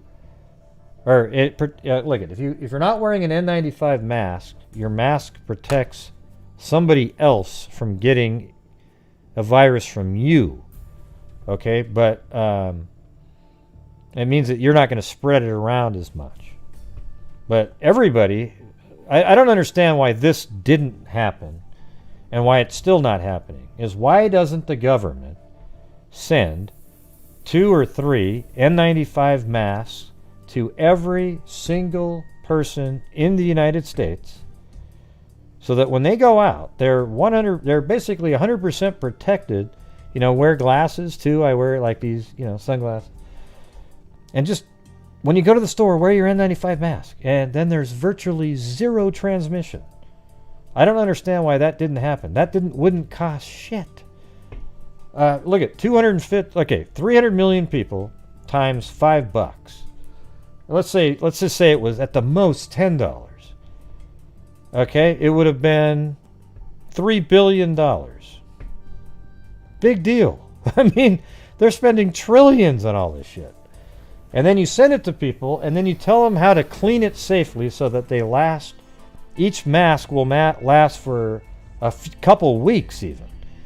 So you bring it home, you put it on your windowsill in the sunlight or whatever, or maybe you rotate them around. You put one on the, you set somewhere, one for 3 days, wear the other one, wear this one. You know, you just rotate them around, and they can last for a long time, those masks. And all they had to do was send N95 masks to every single person instead of having them wear their stupid little scarves walking around. That's not working. I mean, it does help a little bit for the spread, but what you want to do is that it protects you when you're breathing. So if everybody has N95, not only does it not put out the spray or whatever, you know, the particles in the air, what you're breathing in is clean. So I don't understand why that didn't happen. That would have absolutely been a massive mitigation of the spread of the virus right away. Yeah, these dumb, you know, those scarves that are just sort of like, they wear them like they're a bandana tied around their face. It's just, that is such a ridiculous attempt. It's almost like they're just doing it because it was required to have a mask. I mean, the ones that you're seeing here aren't very good. They're good at not spreading it a little bit, but they're terrible. If somebody came by and coughed and you breathed through that, you would breathe in the particles.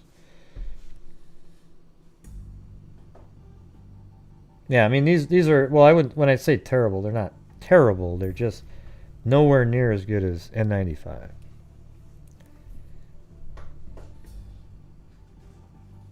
Now the N95s are they're literally just a fortress. No, they're not smaller than that. Nope. Right, Trudy? Now you can do a nurse question. The N95 masks are absolutely great for protecting yourselves in this case. I think they wear those at the hospitals.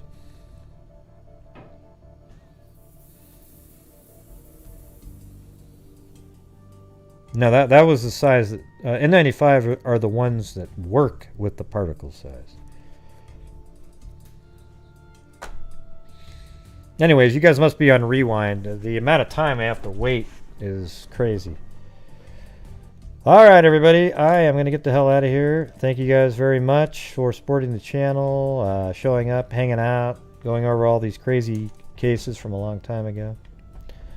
All right, so thank you guys very much. And as I always say, everybody, until next time, be safe out there.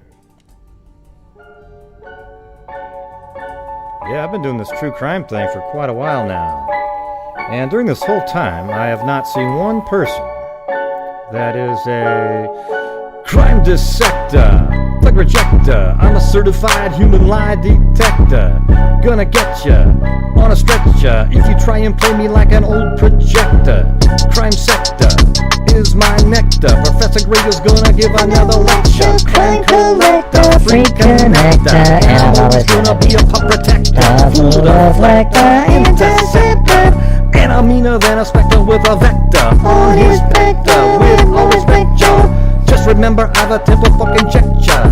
I have no agenda, I'm no pretender, and I'll serve it to you straight without the blender. And in the end, I'm gonna send ya on a mission to reveal the true offender. Yeah, so I'll just get right back to work. All right, everybody, talk to you later.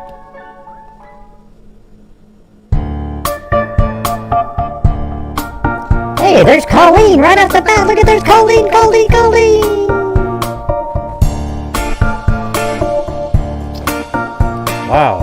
little bit too excited there, wasn't it? Well, I like Colleen, great G. I didn't say you did. Ah, forget it.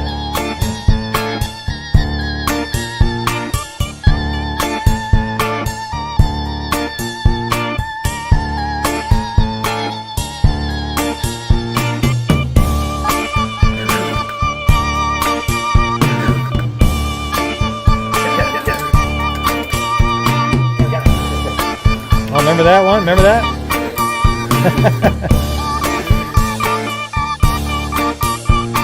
Oh, yeah.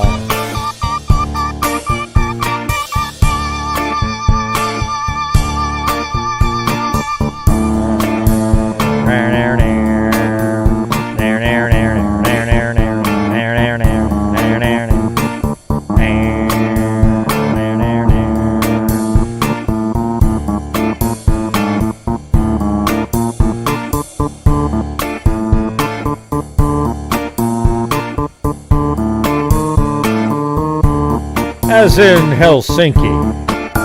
No. As in the Helsinki syndrome. As in Sweden. No, Finland. What movie was that from? Come on, everybody.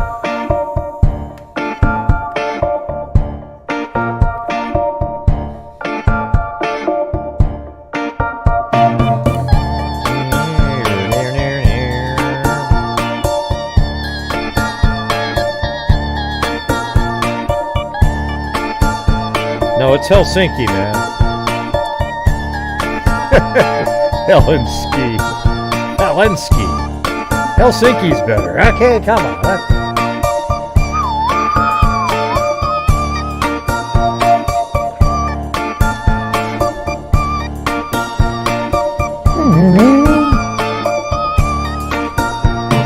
Crime dissector, the projector. I'm a certified lie detector. Can I get ya?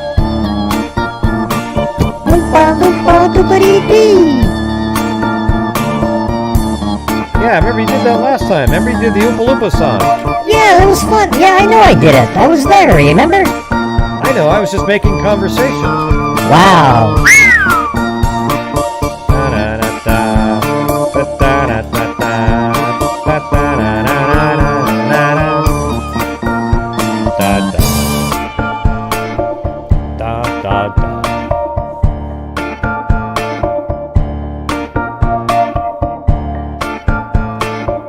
Look at Chloe, she's just so mischievous. Poor Blue, he can't just have fun. Jeez.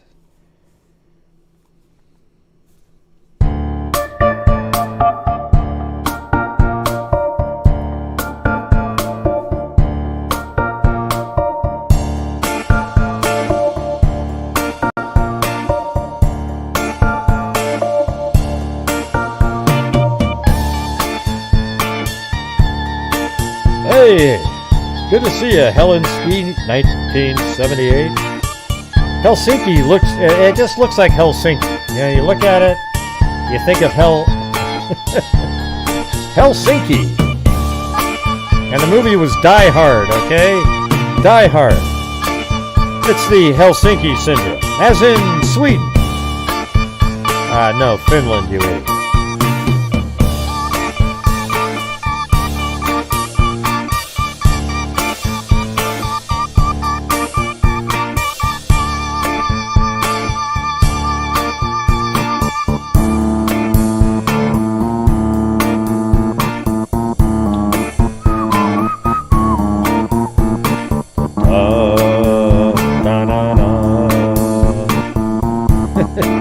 Come on, you've seen that movie, right?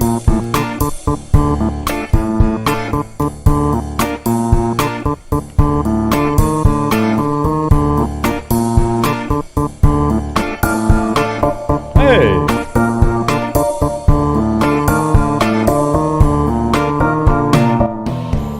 Alright, don't forget to do this next time you go to well, nobody goes to shopping centers anymore, but let's say you went to Nordstrom's, alright? And the lady says, "Can I help you today?" Or, you know how they always do that? can I help you today? Or, well, what you say is, or what? Or they say, can I help you today? You say, well, not today, but tomorrow would be great. I think I've said this before too, but when you go to a restaurant and they say, hey, would you like some fresh ground pepper with that on your salad? And you'd say, no, but day-old pepper would be great.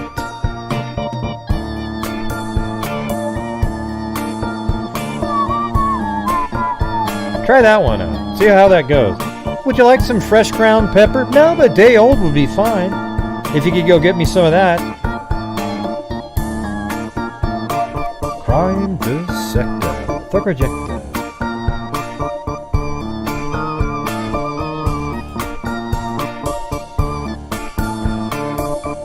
My draw? My jaw? My draw? My jaw?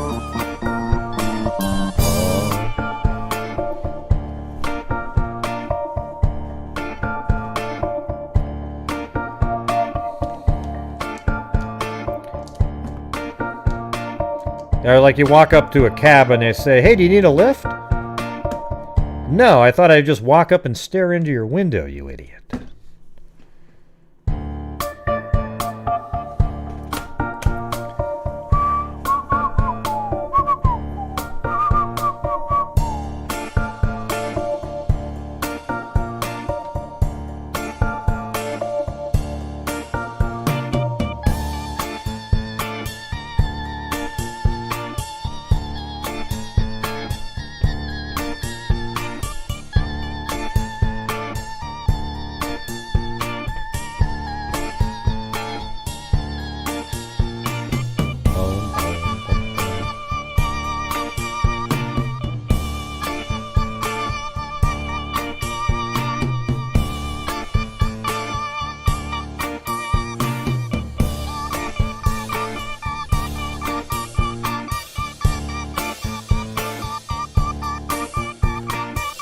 Hey Jennifer, since you're a spelling person, that should be Ven. Okay. With an E, alright? I gotta get that fixed. Yeah, your head does take up half the screen, I've noticed. But you got the lizard eyes on there, so that helps out.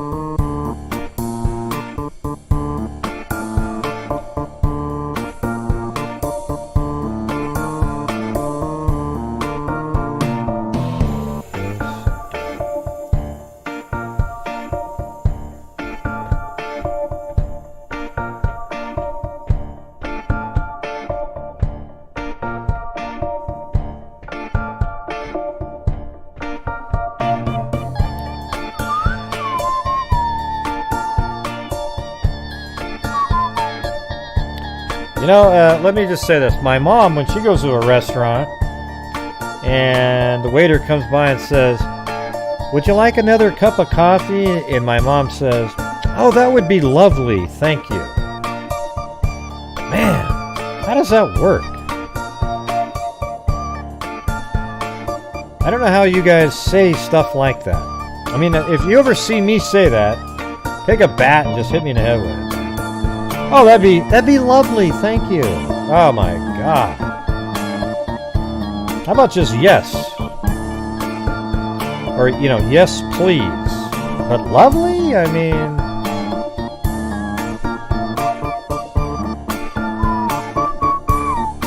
See you later, Helsinki Syndrome.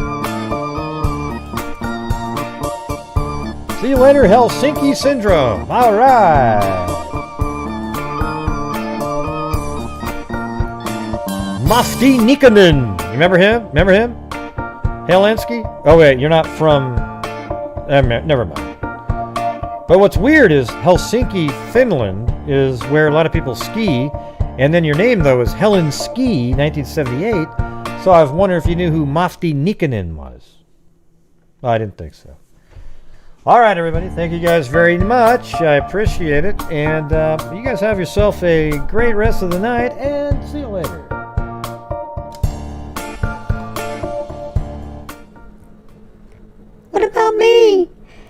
Goodbye, everybody. Can I say goodbye too? They never say goodbye to me. Goodbye, everybody. Hello? Can somebody say goodbye to me? Wow. Be safe out there. Hey, thanks for showing up, everybody. Bye-bye.